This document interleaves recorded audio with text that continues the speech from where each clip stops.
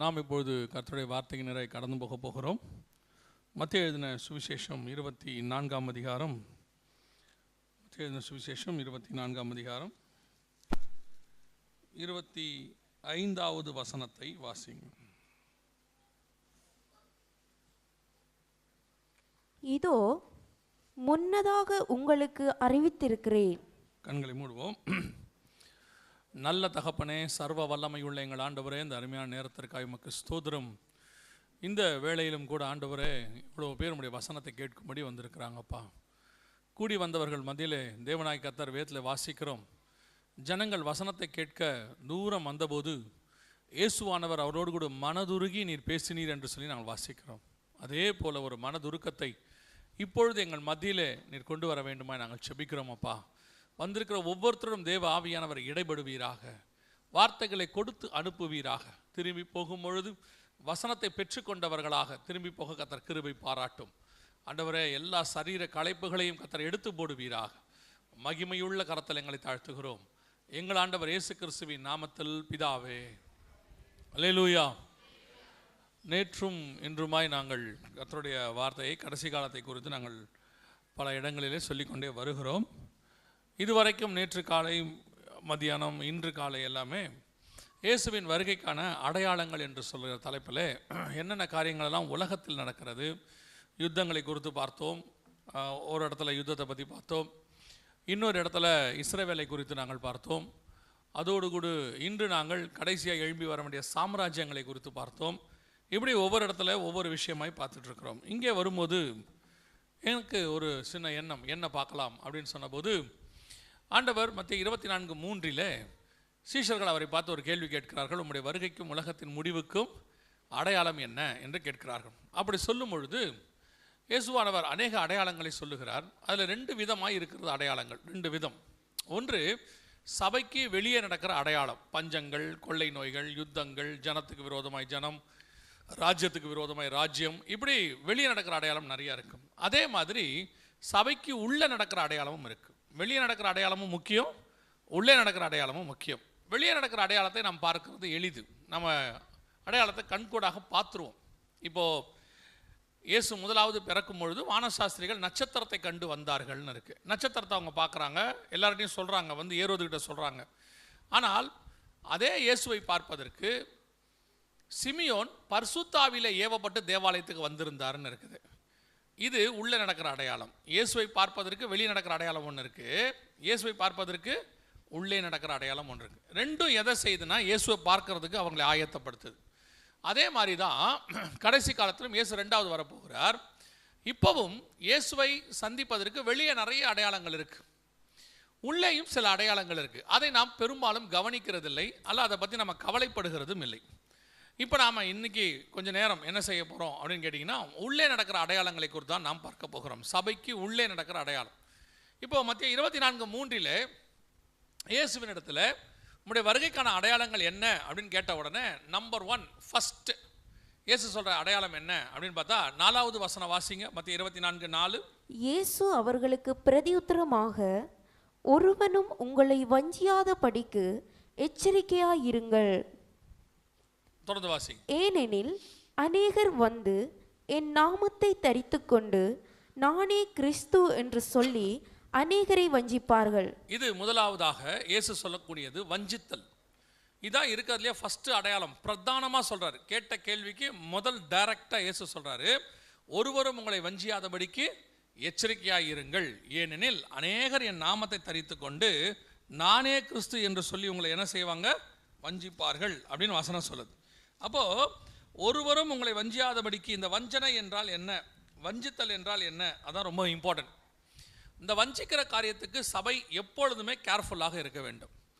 சபை எல்லாத்துக்கும் கேர்ஃபுல்லாக இருக்கும். எந்த மாதிரி விஷயத்தில் கேர்ஃபுல்லாக இருக்கும் அப்படின்னு கேட்டிங்கன்னா, கட்டடம் கட்டுறதுக்கு கேர்ஃபுல்லாக இருக்கும், அதுக்கப்புறம் பண்டிகை கொண்டாடுறதுக்கு கேர்ஃபுல்லாக இருக்கும், எல்லா விஷயத்துக்கும் நம்ம கேர்ஃபுல்லாக இருப்போம். கொண்டு வர பொருளை பத்திரமா கொண்டு போகிறதுக்கு கேர்ஃபுல்லாக இருப்போம், அதெல்லாம் இருப்போம். ஆனால் உள்ளுக்குள்ளே ஒரு அடையாளத்தை ஆண்டவர் சொல்கிறாரு, வஞ்சியாதபடிக்கு எச்சரிக்கையாயிருங்கள் அப்படின்றார். வஞ்சித்தல் என்றால் என்ன, முதல்ல ஃபஸ்ட்டு அந்த பாயிண்ட்டை பார்த்துருவோம்.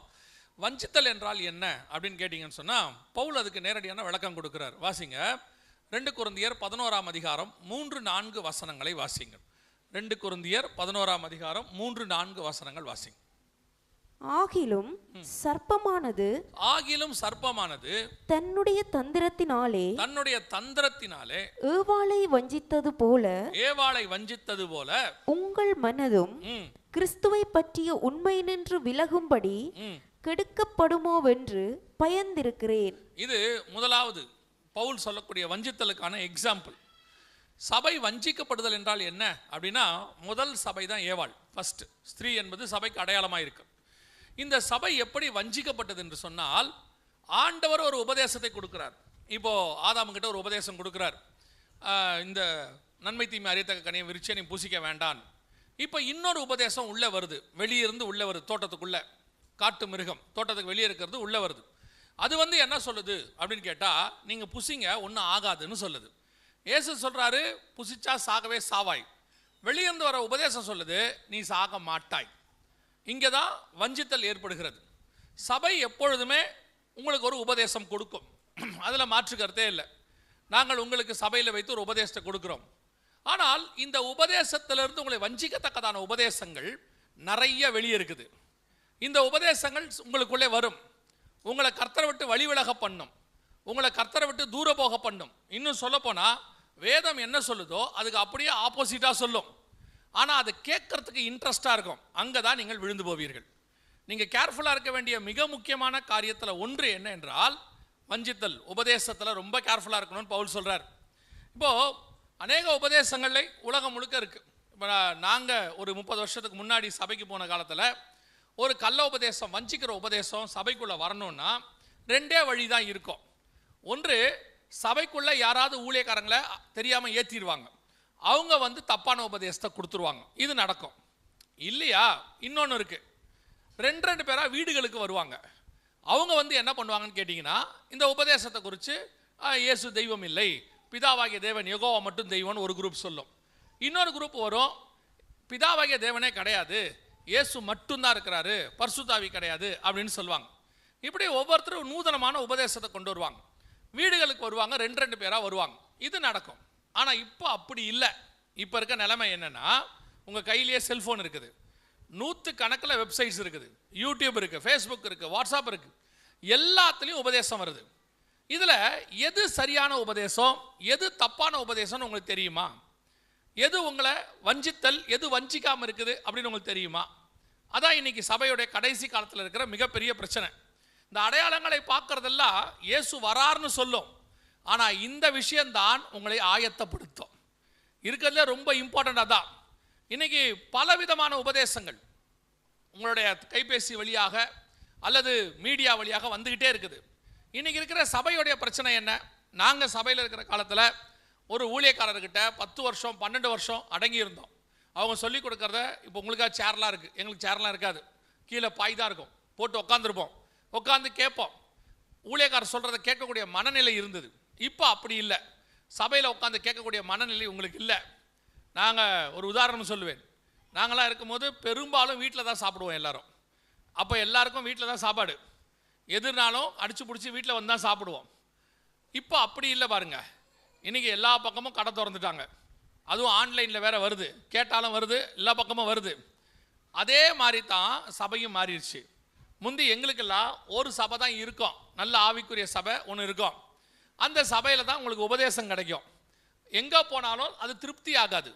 ஒரு வேளை திடீர்னு கோச்சிக்கிட்டு போனால் கூட வேறு சர்ச்சு இருக்காது, அந்த சர்ச்சுக்கெல்லாம் போவோம், போனாலும் ஒன்றும் திருப்தி ஆகாது. திருப்பி சபைக்கே வந்து பாஸ்டர்கிட்ட மன்னிப்பு கேட்டு, இல்லைங்க பாஸ்டர் தெரியாமல் பண்ணிட்டோம் மன்னிச்சுக்கோங்கப்போம். இப்போ அப்படி இல்லை.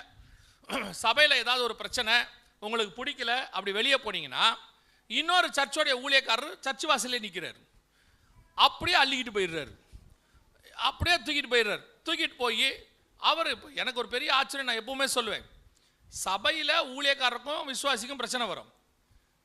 பிரச்சனை வந்த உடனே விசுவாசி வீட்டுக்கு இன்னொரு பாஸ்டர் வராரு. அது எப்படி வராருன்னே தெரில. அவர் வந்து கேட்குறாரு, என்ன உங்களுக்கும் உங்கள் பாஸ்டருக்கும் பிரச்சனையாமே அப்படிங்கிறார். இது எப்படி அவர் கண்டுபிடிச்சாருன்னு தெரில. எந்த உளவுத்துறையை சபைக்குள்ளே வச்சுருக்கிறாரோ அவர் வந்துடுறார். அவர் வந்து உடனே ஆலோசனை, நீங்கள் நம்ம சர்ச்சுக்கு வாங்க, நான் உங்களை திட்டவே மாட்டேன். இவர் இங்கே தப்பு பண்ணியிருக்கிறா தான் நம்ம திட்டியிருக்கிறோம். அவர் என்ன சொல்லி கூப்பிட்றாரு, நான் உங்களை என்ன செய்ய மாட்டேன், திட்டவே மாட்டேன், அன்பாய் நடத்துவேன். இது உடனே அங்கே போயிடுறாங்க, கிளம்பி நேராக அங்கே போயிடுது. போன உடனே இந்த பண்டிகைக்கெல்லாம் ஆஃபர் கொடுப்பாங்கல்ல, அந்த மாதிரி அவர் போன உடனே ஒரு ஆஃபர் கொடுக்குறாரு. என்ன ஆஃபர் தெரியுமா? அடுத்த வாரத்துலேருந்து நம்ம சபையில் நீங்கள் வர்ஷிப் எடுங்க, பாட்டு எடுங்க அப்படிங்கிறார். இது பைபிள் வாசிக்கவே தெரியாது அதுக்கு. நம்ம அங்கே தான் இப்போ தான் கொஞ்சம் கொஞ்சமாக சொல்லி கொடுத்துக்கிட்டே வரோம். அவர் கூப்பிட்டு போய் உடனே வர்ஷிப் எடுக்க மைக் கொடுத்துட்றாரு கையில். உடனே அவங்க என்ன நினைக்கிறாங்க தெரியுமா? நம்ம சர்ச்சில் நம்ம பாஸ்டருக்கு நம்ம அருமை தெரியவே இல்லை, நம்மளை ஒன்றுத்துக்குமே யூஸ் பண்ணலை. அந்த பாஸ்டர் பாருங்க, கூப்பிட்டு போனோன்னே வர்ஷிப் நடத்துறாரு. அது 7:30 கட்டையில் பாடுது, அவன் 8:30 கட்டையில் வாசிக்கிறான். ஆராதனை அமோகமாக நடக்குது. இதுதான் இன்னைக்கு சபையினுடைய நிலைமை. சபைக்குள்ள உட்கார்ந்து கொஞ்சம் கடிந்து கொள்ளுகிற உபதேசம் கொடுத்தா அல்லது சத்தியத்தை பேசினால் உங்களுக்கு உட்கார்ந்து கேட்குற அளவுக்கு இன்னைக்கு என்ன கிடையாது, உங்களுக்கு பொறுமை கிடையாது. ஏதாவது பாஸ்டர் இங்கேருந்து எங்களெல்லாம் வசனத்தில் ஏதாவது ஒன்று குத்துச்சுன்னா ஆவியானவர் பேசினார்னு எடுத்துக்கிட்டோம். ஆவியானவர் என்னோடு கூட பேசுகிறார். இப்போ என்ன சொல்கிறாங்கன்னா, ஏதாவது குத்துச்சுன்னா பாஸ்டர் என்னையே குறி வச்சு தாக்குறாரு. ஏன்னா அவர் இப்போ தான் இராணுவத்திலேருந்து வந்திருக்கிறார். டைரெக்டாக குறி வச்சு தாக்குறதுக்கு அவர் என்னையே தான் தாக்குறாரு, என் குடும்பத்தையே தான் தாக்குறாரு. உங்களை தாக்கி நாங்கள் என்ன பண்ண போகிறோம்? நீங்களே ஒரு 50-60 பேர் இருக்கீங்க, உங்களையும் தாக்கி வெளியே அனுப்பிச்சிட்டு நாங்கள் என்ன செய்ய போகிறோம்? நிறைய பேருக்கு இப்போ என்ன எண்ணம், ஆவியானவரே பேசினாலும் ஒத்துக்க மாட்டேங்கிறாங்க. உடனே போய் ஆண்டவர் இது அந்த பாஸ்டர் எங்கள் குடும்பத்தை கண்டாலே அவருக்கு பிடிக்கல. ஏன் உங்கள் குடும்பத்தை கண்டா எங்களுக்கு என்ன? வாய்க்கா தவறாக இருக்கா உங்களுக்கு எனக்கும்? இல்லை கொடுக்கல் வாங்கல பிரச்சனை இருக்கா? எதுக்கு? அப்போ என்ன ஆகுது? இந்த உபதேசத்தை உட்கார்ந்து கேட்குற அளவுக்கு இல்லை. இது எல்லா காலத்திலும் இருக்கு. இப்போ இயேசுவே சத்தியத்தை பேசின உடனே ஒரு குரூப் சொல்லிட்டான், இதில் யார் நிலை நிற்கக்கூடும், நாங்கள் நிற்க மாட்டோம் போகிறோன்ட்டான். ஆனால் இயேசுநாதர் எப்படிப்பட்ட ஆள் பாருங்க, மிச்ச மீதி இருக்கிறவனையும் பார்த்து கேட்குறாரு, நீங்களும் போய்விட மனதாக இருக்கிறீங்களோ, போடான்றாரு. ஆனால் இப்போ இருக்க பாஸ்டருங்க பாவம் பயப்படுறாங்க. ஒரு 2 பேர் போனவுடனே பக்குன்னு ஆகுது, ஐயோ எல்லாரும் சபையை விட்டு போகிறாங்களே அப்படின்ட்டு. அவர் சும்மா இருந்தாலும் பாஸ்டர்மா சும்மா இருக்க மாட்டேங்கிறாங்க. அவங்க என்ன சொல்கிறாங்க, இப்படி பேசி தான் ஒரு ஆளாக அனுப்பி தொல்றீங்க, ஏன் சர்ச்சில் இப்படி பேசுகிறீங்க, கொஞ்சம் அன்பாக தான் பேசுங்களேன். என்ன அன்பாக பேசுறது? பொம்மேரிய நாய்க்குட்டியா நீங்கள் தடவி கொடுத்து பேசுறதுக்கு? சத்தியத்தை சத்தியமாக தானே பேசணும். சத்தியம் எப்பவுமே சுடதான் செய்யும். ஆவியானவர் அக்னித்தலான வார்த்தைகளை பேசினா சுடதான் செய்யும். சபை என்பது உங்களை தடவி கொடுக்கிற இடம் அல்ல, சபை என்பது உங்களை உருவாக்குற இடம் இல்லையா? இப்போ நம்மலாம் ஸ்கூலுக்கு போகும்போது ஞாபகம் நினைக்கிறேன், 30-40 வருஷத்துக்கு முன்னாடி ஸ்கூலுக்கு போகும்போது நம்ம டீச்சரே நல்லா அடிப்பாங்க, போட்டு பெரம்பல சாத்துவாங்க. 10ஆவதுக்கு நம்ம வீட்டில் இருக்கிறவங்க வர சொல்லி விட்டுட்டு வருவாங்க, கண்ணு 2ஐயும் விட்டுட்டு தோலை உரிங்க அவனம்பாங்க. அதை வந்து அவங்களுக்கு பவர் ஆஃப் அட்டான்னு எழுதி கொடுக்கறது. அவரே நல்லா சாத்துவாப்பில் போட்டு, அதுல என்னெல்லாம் பார்த்தா எங்கள் பாஸ்டருக்கு அடிக்கணும், எங்கள் மாஸ்டருக்கு அடிக்கணும்னே தோணும், ஏன்னே தெரியாது. அப்படி ஒரு நல்ல முகம் நமக்கு பார்த்தோன்னே அடிக்க தோணும். சரியா? இவங்க வேற சொல்லி விட்டு வந்துடுவாங்க, வீட்டில் அடங்கவே மாட்டேங்கிறான், அவனை போட்டு 2 போடுங்க சார்ன்றவாங்க. அவனுங்க செம சாத்துவாங்க. அப்படியெல்லாம் சாத்தினதுனால தான் நாம் இன்னைக்கு ஓரளவுக்காவது உருவாக்கி வந்து இங்கே உட்காந்துருக்குறோம் இல்லையா? இப்போ போய் பாருங்க, ஸ்கூலில் அடித்தா அப்பா போய் கேட்குறாரு, என் பையனை ஏன் அடிச்சிங்க? அவன் இப்போ மாஸ்டரே அடிக்கிறான். இன்னைக்கு உலகம் முழுக்க அதான் நடக்குது. ஏன்னா கடிந்து கொள்ளக்கூடாது, திட்டக்கூடாது. அதே நிலைமை தான் சபையில். சபை ஒரு காலத்தில் கடிந்து கொண்டால் அதை ஏற்றுக்கொள்ளக்கூடிய இருதயம் இருந்துச்சு. இப்போ ஏதாவது கடிந்து கொண்டா நான் இனிமேட்டு சர்ச்சுக்கு வரமாட்டேன், வராத என்னப்ப என்னப்ப. நல்லா கவனிச்சுக்கோங்க, சத்தியம் கொடுக்குற இடத்துல இருந்து இருக்க முடியாதுன்னு போனால் நஷ்டம் உங்களுக்கு தான், நஷ்டம் உங்களுக்கு தான். எங்க அன்பா பேசுறாங்க, பிரியமானவர்களே நீங்கள் இது முதல் கொண்டு நான் நல்லதில்லை, நான் சொல்றது அவ்வளோதான். கொஞ்ச நேரத்தில் கடிந்து கொள்கிற உபதேசம் எப்பவுமே சரி, கடிந்து கொள்கிற உபதேசம் அன்பா இருக்க வேண்டிய இடத்துல அன்பா இருப்போம். இப்போ பாருங்க, அப்பாலாம் வந்துட்டு பையனை போட்டு பெரம்பல அடிப்பார். அடிக்கிறது எதுக்கு அடிக்கிறாரு? சாகணும்னு அடிப்பார். அவர் எதுக்கு அடிப்பார்? திருந்தணும்னு அடிப்பார், அவ்வளோதான். அப்போ சபையும் அப்படித்தான். ஊழியக்காரர் என்பவர் உங்களுக்கு தகப்பனை போல, அவங்க சில நேரத்தில் அடிப்பாங்க. அடிக்கும் போது அடிப்பாங்கன்னா அவங்களை அடிக்கிறதுலாம் இல்லை, வார்த்தையில் அடிப்பாங்க. இப்போ நாங்கள் பேசுகிறதே உங்களுக்கெல்லாம் இவ்வளோ கஷ்டமாக இருக்குது, உங்களுக்கெல்லாம் பாஸ்டரா யோவான் ஸ்நானகன் இருந்தால் என்ன ஆகும் யோசிச்சு பாருங்க. நீங்கள் உள்ளே வரும்போது எப்படி கூப்பிடுவார்? வாங்க விரியன் பாம்பு குட்டியே, எங்கே உங்களோட 2 பாம்பு குட்டியை காணும், தனியாக வரீங்க, அப்படி தானே கேட்பாரு. நியாயமாக அப்படி தானே கேட்கணும். அப்போ என்ன பண்ணுவிய? கோச்சிக்கிட்ட இயேசுநாதர்கிட்ட போனீங்கன்னா அவர் சொல்லுவார், வெள்ளை அடிக்கப்பட்ட கல்லறையே அப்படிம்பாரு. எங்கே போவியத்தை விட்டுட்டு? நல்ல ஊழியக்காரன் சத்தியத்தில் நிற்கிறவனுக்கு கண்டிப்பாக ஆவிக்குரிய கோபம் இருக்கும். சில நேரத்தில் கடிந்து கொள்ளுகிற காரியம் வரதான் செய்யும். அதை நீங்கள் பொறுத்து கொண்டு அது என்னங்கிறத ஆராய்ந்து பார்த்து உங்களை திருத்தினால் நல்லது. ஆனால் சில நேரத்தில் வஞ்சிக்கிற உபதேசம் அப்படியே வெளியே வரும், அப்படியே உள்ளுக்குள்ளேருந்து உங்கள் வீட்டுக்குள்ளே வரும், உங்கள் ஃபோன் வழியாக வரும், உங்களுக்கு அது கேட்கறதுக்கு அப்படியே நல்லா இருக்கும், அவர் பேசுறது அப்படியே ஆறுதலாக இருக்கும். ஆனால் நல்லா தெரிஞ்சுக்கொள்ளுங்க, ஹோட்டலுக்கு போனீங்கன்னா போனோடனே அவர் கேட்பாரு, என்ன சாப்பிட்றீங்க அப்படின்னு கேட்பாரு. அப்படியே பார்த்துட்டு எல்லாத்தையும் சொல்லுவார், அது இருக்குது இது இருக்குது இது இருக்கும்பாரு. இப்போ நீங்கள் வீட்டுக்கு வாங்க, என்ன இருக்குது அப்படின்னு கேட்டால் டேபிள் மேலே இருக்குது பாருங்கன்ட்டு அந்த அம்மா வரவே மாட்டாங்க, ரூம்குள்ளேயே தான் இருப்பாங்க. பார்த்துருக்கீங்களா? மேஜையில் இருக்குது பாருங்க அப்படிம்பாங்க. எட்டி பார்த்தா வெறும் பருப்பு தான் இருக்கும், வேறு ஒன்றுமே இருக்காது. இவர் கேட்பாரு, பருப்பு தானா? ஆமாம், மதியானம் தான் சாப்பிட்டோம்ல, அதான் இருக்குது போதும்பாங்க. இதுவே நீங்கள் ஹோட்டலுக்கு பாருங்கள், எல்லா ஷார்ட்ஸையும் கொண்டு வந்து மொத்தமாக வச்சுட்டு அன்பாக கேட்பாரு. இப்போ நமக்கு எப்படி இருக்குது கேட்குறதுக்கு? ஹோட்டலுக்கு போனால் எவ்வளோ அன்பாக நடத்துகிறான், எவ்வளோ மரியாதையாக நடத்துகிறான். ஆனால் இந்த அம்மா கிட்ட ஒரு மரியாதை இல்லை.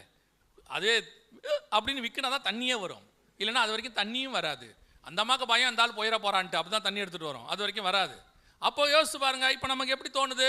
ஹோட்டலில் ரொம்ப அன்பாக நடத்துகிறான். இப்போ அந்த ஹோட்டல்கார்ட்ட பில் இல்லைன்னு சொல்லி பாருங்க, அந்த ஹோட்டல்கார்ட்ட சொல்லுங்க, பில் இல்லைப்பா, நீ ரொம்ப அன்பாக நடத்துகிற, நானும் உன்னை அன்பாய் நடத்துகிறேன் அப்படின்னு சொல்லி பாருங்க, சாத்திரம் உள்ள போட்டு. அதே மாதிரி தான் சபை என்பது வீடு மாதிரி. இங்கே பருப்போ ரசமோ உங்களுக்கு தெரியும் என்ன சாப்பாடு கொடுக்கணும்னு. சில ஆட்கள்லாம் பாருங்க, வெளியே சாப்பாடு கொடுக்குறான், நல்லா சாப்பிட்டு வீட்டுக்கு வந்துடுவாப்புல, நைட்டு 2 மணிக்கு நெஞ்சு மேலே நிற்கும், அப்படியே தூக்கமே வராது, எழுந்திரிச்சு வாக்கிங் போயிட்டு இருப்பாப்புல நைட்டு. அப்படியே அந்த அம்மா கேட்பாங்க, என்ன ஆச்சு அப்படிம்பாங்க. கொஞ்சம் இறைச்சி அதிகமாக சாப்பிட்டேன்னா நெஞ்சிலேயே நிற்கிதா, ஜீரணமாகல, வேர்த்து போது பயமாக இருக்குது. அந்த அம்மா சொல்லலாம், கண்டதை போய் எங்கெங்கேயோ தின்னுட்டு வந்து இங்கே உயிரை வாங்கி தொலையுது அப்படின்ட்டு அந்த அம்மா தான் கொஞ்சம் சுடுதண்ணியெல்லாம் வச்சு காப்பாற்றிக்கிட்டு இருப்பாங்க. இப்போ நிறைய எபிரேய மொழியில் படிக்க போயிட்டாங்க, எபிரேயம் படிக்கிறாங்க, கிரீக்கு படிக்கிறாங்க. நான் இப்பவும் சொல்கிறேன், எபிரேயம் படிக்கிறதையோ கிரீக் படிக்கிறதையோ குறையா சொல்கிறேன் நினச்சிக்காதீங்க. எத்தனை மொழி வேணால் படிக்கலாம், தப்பே கிடையாது. ஆனால் உங்கள் மொழியில் நீங்கள் ஸ்ட்ராங்காக இருக்கணும். தமிழ் பைபிளை என்ன பண்ணணும்? முதல்ல உபதேசத்தில் ஸ்ட்ராங் ஆயிடணும். உங்களுக்கு தமிழ் பைபிளே தெரில, ஒரு சபைக்கு போய் 2 தெசலோனிக்கர் எடுங்கன்றா இல்லைன்ட்டான் பைபிளில். எனக்கே டவுட் ஆகி போச்சு, புது மொழிபெயர்ப்புல தெசலோனிக்கரை தூக்கிட்டாங்க போலன்னு சொல்லிட்டு. என்னன்னு பார்த்தா பழைய ஏற்பாட்டில் தேடிட்டு இருக்கான். இப்போ இவரை வச்சு நான் என்ன செய்யறது? யோசிச்சு பாருங்க. இவர் எபிரேய மொழி படிக்க போறாரு. அங்கே பேர் கேட்டால் சொல்றாரு, இஸ்ரேல்ல இருந்து ஒரு ரபி வராரு. இங்க இருக்கிற போதகருக்கே அவர் தெரிதல, இஸ்ரேல்ல இருந்து ரபி வராரு. இப்பவும் சொல்றேன், யாரும் வெளியே போய் தப்பா பேசுறாதியா. நீங்கள் படிப்பது நல்லது, முதல்ல உங்களுக்கு இருக்கிற உபதேசத்தில் நீங்க என்னவாயிரணும். எதுக்கு சொல்றேன்னா, அங்கிருந்து எபிரேய மொழியிலேருந்து ஒருத்தர் வராரு, கிரேக்க மொழியில் ஒருத்தர் வராரு, அவர் இஷ்டத்துக்கு பிரசங்கம் பண்றாரு, பைபிள் ஸ்டடி எடுக்கிறாங்க, 40 கிளாஸ் 50 கிளாஸ்ன்றாங்க. அது நியாயப்பிரமாணமா இருக்குது, யூத முறைமையா இருக்குது. கடைசியில் என்ன ஆயிடுது தெரியுமா? உங்களுக்கு தமிழ்ல கர்த்தர் சொன்ன புதிய ஏற்பாடே அவனுக்கு இல்லை. ஒரு இடத்துல 40 கிளாஸ் அட்டன் பண்ணிட்டு ஒருத்தர் சொல்றாரு, நீங்களாம் தப்பா பேசுறீங்க பாஸ்டர்னாரு. நானும் தப்பா பேச வாய்ப்பு இருக்குதா, எதுல தப்புன்னு சொல்லுங்க திருத்திக்கிறேன். நரகமே கிடையாது உங்களுக்கு தெரியுமான்னு கேட்டாரு. எனக்கு ஆச்சரியமா போச்சு, இத்தனை நாள் கஷ்டப்பட்டதே வீணா போச்சு, நரகம் இல்லைன்னா நம்ம ஏன் பிரசங்கம் பண்ண போறோம்? எப்படி சொல்றீங்க? என்ன அதெல்லாம் இல்லை, மூல பாஷையில் இருக்குதா நரகமே இல்லையான்ட்டு. இந்த மாதிரி ஒரு குரூப் இருக்கு, சொல்லவும் தெரியல. இவங்க போயிட்டு உட்காந்து பைபிள் ஸ்டடி படிக்கிறேன், அங்கே படிக்கிறேன் இங்கே படிக்கிறேன்னு போயிடுறீங்க. அவங்க என்ன உபதேசம் கொடுக்குறாங்க தெரியுமா? ஆன்லைனில் வருது, எபிரேய மொழியில் வருது, உங்களுக்கு எதாவது தெரியுமா? எதுக்கு உட்காந்து முதல்ல உங்களுக்கு கொடுத்த பைபிளில், உங்களுக்கு கொடுத்த சர்ச்சில் உங்கள் உபதேசத்தில் ஸ்ட்ராங்காங்க. நான் இந்த ஊழியத்துக்கு வர்றதுக்கு முன்னாடி 12 வருஷம் ஒரு ஊழியக்காரர்கிட்ட அடங்கி இருந்திருக்கிறேன். நான் பெருமையாக சொல்லலை, கற்றுக்கிட்டேன்ற சொல்கிறேன். 2004 வரைக்கும், 1992லேருந்து 2004 வரைக்கும் ஒரு ஊழியக்காரர்கிட்ட நாங்கள் உட்காந்து படித்தோம். எங்களுக்கு நல்ல ஊழியக்காரரை கத்தர் கொடுத்தார், நல்ல உபதேசத்தை கொடுத்தார். அது எங்களை ஊழியத்துக்குள்ளே வளர பண்ணிட்டு, இன்னைக்கு எத்தனை உபதேசம் வந்தாலும் அதில் நிற்கிறதுக்கு ஆவியானவர் உதவி செய்கிறார். அதுக்கு என்ன காரணம்? ஆரம்பத்தில் போடப்பட்ட அந்த ஃபீடிங், அதில் கொடுக்கப்பட்டதான உபதேசம். இன்னைக்கு அறிவு பெருக்க காலம். ஏன்னா வசனம் சொல்லுது, கடைசி காலத்தில் அறிவு பெருகி போகும். அது ஸ்பிரிச்சுவலாகவும் பெருகிருச்சு. நாலா பக்கமும் அந்த செய்தி இந்த செய்தி, அதை கேட்கணும் இதை கேட்கணும், அமெரிக்காலேருந்து செய்தி, லண்டன்லேருந்து செய்தி கேளுங்க. ஆனால் முதல்ல உங்கள் உபதேசத்தில் ஸ்ட்ராங் ஆகிடுங்க. அது ஸ்ட்ராங்காக இல்லாமல் இந்த உபதேசம் இந்த உபதேசம் கேட்டுக்கிட்டே இருந்தீங்கன்னா கடைசியில் எதுலுமே நீங்கள் உண்மையெல்லாம் போயிடுவீங்க. எது சரி எது தப்புன்னு உங்களுக்கு தெரியாது. ஒரு நாள் வஞ்சிக்கப்பட்டு போவீர்கள். அதை தான் வேதம் சொல்லுது, வஞ்சியாதபடிக்கு எச்சரிக்கையாக இருங்கள். பவுல் சொல்றாரு, நாங்கள் உங்களுக்கு உண்மையை சொல்லி இருக்க, சபை உங்களுக்கு உண்மையை சொல்லி இருக்க, வேறொருவன் வந்து இன்னொரு உபதேசத்தை, ஒரு விஷயத்தை நான் உங்களுக்கு சொல்லுகிறேன், தப்பா எடுத்துக்காதீங்க. நீங்க எடுத்துக்கிட்டாலும் ஒன்றும் பிரச்சனை இல்லை. உங்க சபைக்கு தெரியாம இன்னொரு ஊழியக்காரனை தயவு செஞ்சு வீட்டில் ஏத்தாதீங்க, அது உங்களுக்கு நல்லது. நீங்க என்ன நினைக்கிறீங்கன்னா, புதுசா ஊழியக்காரங்க அப்படியே வருவாங்க, அப்படியே அடிச்சு விடுவாங்க தீர்க்க தரிசனம். அப்படியே கண்ணை மூடி சுருக்கி அடிப்பாங்க. உங்களுக்கு அதை கேட்கும் போதே சந்தோஷமா இருக்கு இல்லையா? இப்போ இந்த அம்மாவுக்கு வந்துட்டு 6 மாதம் இருக்கு அம்மா. அந்த அம்மா போய் அந்த ஊழியக்கார்ட்ட கேட்குறாங்க, எனக்கு என்ன குழந்தை பிறக்கும் அப்படின்னு கேட்குறாங்க. 4 மாதம் பொறுத்தா தானா தெரியும். அதுக்கு எதுக்கு தீர்க்க தரிசனம்? முன்னாடி தெரிஞ்சுக்கிட்டு இப்போ என்ன பண்ண போறீங்க நீங்க? உடனே அவரை போய் கேட்குறாங்க. அவர் கண்ணை மூடி சுருக்கி ஒரு 3 நிமிஷமா சுத்துறாரு தலைய. இப்படியே சுத்திட்டு கடைசியா சொல்றாரு, பிள்ளை குப்புரடிச்சு படுத்துருக்கு என்னன்னே தெரியலன்றாரு.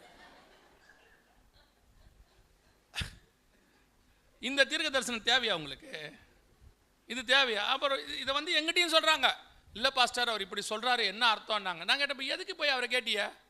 ஒரு 3 மாதம் வெயிட் பண்ணால் அவங்களே சொல்ல போகிறாங்க, வெளியே வர போகுது, நர்ஸு சொல்ல போகிறாங்க ஆம்பளை பிள்ளை பிறந்திருக்கு பொம்பளை பிள்ளை. இல்லை பாஸ்டர் ஒரு பேர் செலக்ட் பண்ணிக்கலாம் தான் ஆசைப்பட்டோம். ஏன்னா பேர் ஜோசப்னு செலக்ட் பண்ணி வச்சுக்கோங்க, பெண் குழந்தைய பிறந்தா ஜோசப்னு மாற்றிக்கிங்க, வேலை முடிஞ்சிச்சு தானே. இப்போ என்ன இப்போ இன்னைக்கு கடைசி காலத்தில் இப்படி வஞ்சிக்கிற ஒரு கூட்டம் உட்காந்து ஏமாறுறிய. இந்த மாதிரி போய் வீட்டுக்கு தெரியாமல் ஆளை கூட்டு வந்து, சர்ச்சுக்கு தெரியாத ஆளை கூட்டு வந்து வீட்டுக்கு கூட்டில் உட்காந்து அவர் பாட்டுன்னு ப்ராஃபஸி அடிச்சு விட்றாரு. எதுக்கு இப்போ உங்களுக்கு? நல்லா புரிஞ்சுக்கொள்ளுங்கள், உங்களுக்கு தேவை என்றால் உங்கள் சபையிலேயே கர்த்தர் பேச வல்லமை உள்ளவராக இருக்கிறார்.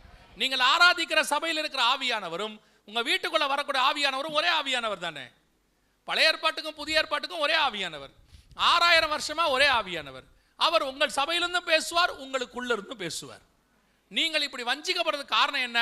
இந்த மாதிரி உபதேசத்தை வெளியே இருந்து நூதனமா புதுசா ஏதாவது ஒன்று சொன்னா இஷ்டத்துக்கு சொல்றாங்க. உங்க கோச்சிக்காதிய, கோச்சிட்டாலும் பிரச்சனை இல்லை. உங்க ஸ்ரீலங்காலேருந்து ஒருத்தர் வந்தார் திடீர்னு. நான் அண்ணன் வீட்டில் இருக்கும்போது திடீர்னு வந்தார். உங்கள் உபதேசத்தில் ஒரு தப்பு இருக்குது பிரதர்னாரு. ரொம்ப சந்தோஷம்தான், என்ன விஷயம் சொல்லுங்கள் திருத்திக்கலாம் அப்படின்னு. நீங்கள் 7 மலை உள்ள நகரம்னு சொல்கிறீங்க, அது ரோமில் இருக்குன்னு சொல்லியிருக்கீங்கன்னு. ஆமாண்ண. இல்லை இல்லை அது வந்து 7 மலை உள்ள நகரம் இங்கே தான் இருக்குதுன்னாரு. எங்கே இருக்குதுன்னு கேட்டேன். சார்க் நாடுகள் அப்படின்னாரு. நான் சொன்னேன் சார்க் நாடுகள் 8 ஆச்சேன்னு கேட்டேன். சார்க் நாடுகள் 8 அப்படி தான் இருக்கு. அப்போ அவர் சொன்னார், ஒன்று சின்ன நாடு அதை விட்டுருவோம் அப்படின்னாரு. அண்ணன் வீட்டில் உட்காந்து சொன்னார். ஏன் கேட்குறியா?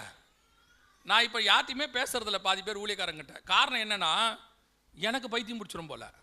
அவங்க என்ன சொல்கிறாங்கிறது எனக்கு புரிய மாட்டேங்குது. வர வர ஒருத்தர் அன்றைக்கி நல்ல ஊழியக்காரன்னு சொல்லிட்டு இன்ட்ரடியூஸ் பண்ணுறாங்க, இவர் ஊழியம் பண்ணிட்டு இருக்கிறாருன்னு. சும்மா பேசும்போது 12 அப்போஸ்தலர் பேர் சொல்லுங்கன்னு சொன்னால் அவர் பாட்டுன்னு சொல்கிறாரு, மத்தேயு, யோவான், 1 யோவான், 2 யோவான்ன்றாரு.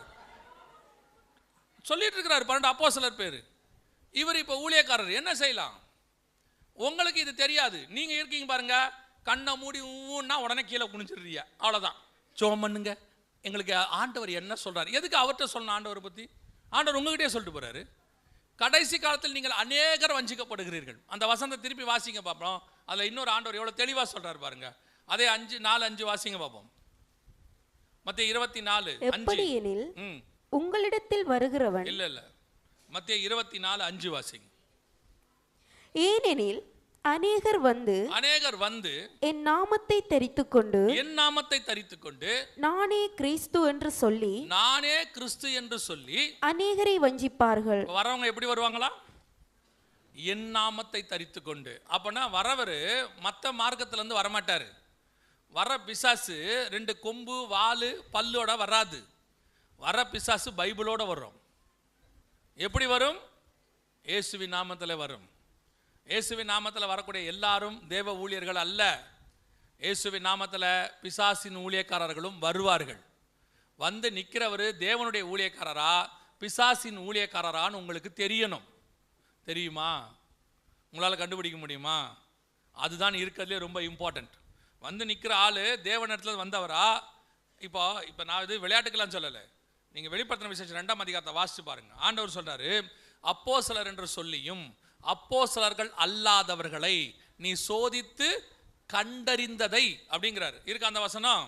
அப்போஸ்தலர் சொல்லியும் அந்த வசனம் வாசிங்க. அப்போஸ்தலர் அல்லாதவர்கள் தங்களை அப்போஸ்தலர் என்று சொல்லுகிறதை நீ சோதித்து அவர்களை பொய்யர் என்று கண்டறிந்ததை. எப்படி நடந்துச்சு? முதல் திருச்சபை என்ன பண்ணியிருக்குது? ஒருத்தன் வந்து தன்னை அப்போஸ்தலன் சொன்னானா அவன் அப்போஸ்தலரா இல்லையான்னு கண்டுபிடிச்சிருக்கிறாங்க. இன்னைக்கு உங்களால் கண்டுபிடிக்க முடியுமா? இவர் வந்து தேவனுடைய ஊழியக்காரரு, இவர் தேவனுடைய ஊழியக்காரர் அல்ல அப்படின்னு உங்களால் கண்டுபிடிக்க முடியுமா? கண்டுபிடிக்கணும்னு பைபிள் சொல்லுது. சோதித்து கண்டறிந்ததையும். நீங்கள் கண்டறிஞ்சு அவர் பொய்யர்னு உலகத்துக்கு சொல்ல வேண்டாம், நீங்களா தெரிஞ்சுக்கணும்ல, அப்பதானே வஞ்சிக்கப்படாமல் இருப்பீங்க. இன்னைக்கு உங்களால் கண்டுபிடிக்க முடியலையே. நீங்க என்ன சொல்றீங்க, அவர் நல்ல ஊழியக்காரன்னு தான் நினைச்சோம், ஆனா இவர் இப்படி பண்ணுவாருன்னு நாங்கள் எதிர்பார்க்கல. ஏன் ஆண்டவர், நீங்க ஒரு குவாலிஃபிகேஷன் வச்சிருக்கிறீங்க. என்ன குவாலிஃபிகேஷன் தெரியுமா? கர்த்தர் புறாக்களை போல கபடற்றவர்களாக இருக்க சொல்லியிருக்கிறார். அதனால நாங்களாம் ரொம்ப இன்னசென்ட்டா வெகுலியா நம்பணும். ஆண்டவர் அது மட்டுமா சொன்னார்? கூட இன்னொன்று சொன்னார், புறாக்களை போல கபடற்றவர்களாக இருங்கள். கூட இன்னொன்று என்னது? சர்பத்தை போல வீணா உள்ளவர்களாக இருங்க, கேர்ஃபுல்லா இருக்கணும்ன்றாரு. நல்லா கவனிங்க, இரக்க குணம் வேறு, ஏமாளித்தனம் வேறு. உங்களை கர்த்தர் இரக்கமாக தான் இருக்க சொன்னார், ஏமாளியா இருக்க சொல்லலை. இன்னைக்கு கடைசி காலத்தில் ஒன்று திருச்சபை, ஒன்று இரக்கமே இல்லாமல் இருக்கு. அநேகருடைய அன்பு தனிந்து போகும், இரக்கமற்ற நிலைமை. இல்லை ஒரு குரூப்பம் ஏமாளி, எதை சொன்னாலும் நம்புறிய. வரவர் தேவ ஊழியக்காரரா, மனுஷனிடத்துல வந்தவனா, பிசாசினிடத்துல வந்தவனா, உங்களுக்கு எதுவுமே தெரிய மாட்டேங்குது. அவர் வாட்டு வந்து அடிச்சு விடுறாரு. உங்களுக்கு தெரியுமா? இப்போ பாருங்க, யோவான் ஸ்நானங்கிட்ட 2 பேரும் வராங்க. ஒரு 2 கூட்டம் வருது. வரும்போது ஒரு கூட்டத்தை பார்த்த உடனே யோவான் ஸ்நானகன் சொல்றாரு, விரியன் பாம்பு குட்டிகளே அப்படின்னு சொல்றாரு. அதே நேரத்தில் இயேசு கிறிஸ்து வராரு. இயேசு கிறிஸ்து வரும்போது எப்படி வந்திருப்பாரு? அப்படியே பெரிய படையோட 4 பக்கமும் சீஷர்கள் நின்று வழி விடுங்க அண்ணன் வரார், வழி விடுங்க அண்ணன் வரார். இப்பெல்லாம் அப்படித்தான் பூளைக்காரங்களாம் வராங்க பாதி பேர், நானும் பார்த்துக்கிட்டு தான் இருக்கிறேன். அவர் என்ன பெரிய இராணுவத்தில் போய் ஜெயிச்சுட்டு வர மாதிரி வழி விடுங்க வழி விடுங்க. என்ன இப்போ இயேசுநாதர் சாதாரணமாக வந்திருக்கிறார், தனியாளாக வராரு. ஆனால் பார்த்த உடனே இவரை பார்த்தோன்னே என்ன சொல்கிறான்? தேவ ஆட்டுக்குட்டி. இவங்கள பார்த்தோன்னே என்ன சொல்கிறான்? விரியன் பாம்பு குட்டி. ஆனால் இவங்க எல்லாரும் ஞானஸ்நானத்துக்கு வந்தவங்க, இவங்க எல்லாரும் ஞானஸ்நானத்துக்கு வந்தவங்க. எப்படி தெரியுது இது ஆட்டுக்குட்டி இது பாம்பு குட்டின்னு? தெரிஞ்சா இல்லையா? வாசிங்க, வெளிப்படுத்தின விசேஷம் 13ஆம் அதிகாரம் 11வது வசனத்தை வாசிங்க பார்ப்போம். 13-11 வாசிங்க. பின்பு வேறொரு மிருகம் பூமியிலிருந்து எழும்ப கண்டேன். அது ஒரு ஆட்டுக்குட்டிக்கு ஒப்பாக, ஒரு ஆட்டுக்குட்டிக்கு ஒப்பாக 2 கொம்புகளை உடையதாய் இருந்து, 2 கொம்புகளை உடையதாய் இருந்து வலு சர்ப்பத்தை போல பேசினது. பார்க்கிறதுக்கு எப்படி இருக்குது? ஆட்டுக்குட்டியை போல. ஆனா பேசுனது, அப்ப உள்ளுக்குள்ள யார் இருக்கிறா? பிசாசு. வெளியே யார் இருக்கா? ஆட்டுக்குட்டி. ஆட்டுக்குட்டினா யாரை குறிக்கும்? இயேசுவையும் குறிக்கும், சீஷர்களையும் குறிக்கும், ஊழியக்காரனையும் குறிக்கும். அப்படித்தானே? ஆண்டவர் சொன்னார், என் ஆடுகளை மேய்ப்பாயாக. அப்போ அது விசுவாசியும் குறிக்கும். நானே நல்ல, அது ஊழியக்காரனையும் குறிக்கும். அப்போ யோசிச்சுக்கோங்க, வரவர் எப்படி வராராம்? ஒரு ஆட்டுக்குட்டியை போல, ஊழியக்காரனை போல, விசுவாசியை போல, கிறிஸ்தவர்களை போல வரார். ஆனால் உள்ளுக்குள்ள இருந்து பேசுகிற சவுண்டு என்ன சவுண்டு? பாம்பு சவுண்டு. உள்ளுக்குள்ள இருக்கிறது பாம்பு, வெளியே பார்க்கறதுக்கு ஆட்டுக்குட்டி. இதை எப்படி கண்டுபிடிப்பீங்க? இதை கண்டுபிடிக்கணுமே.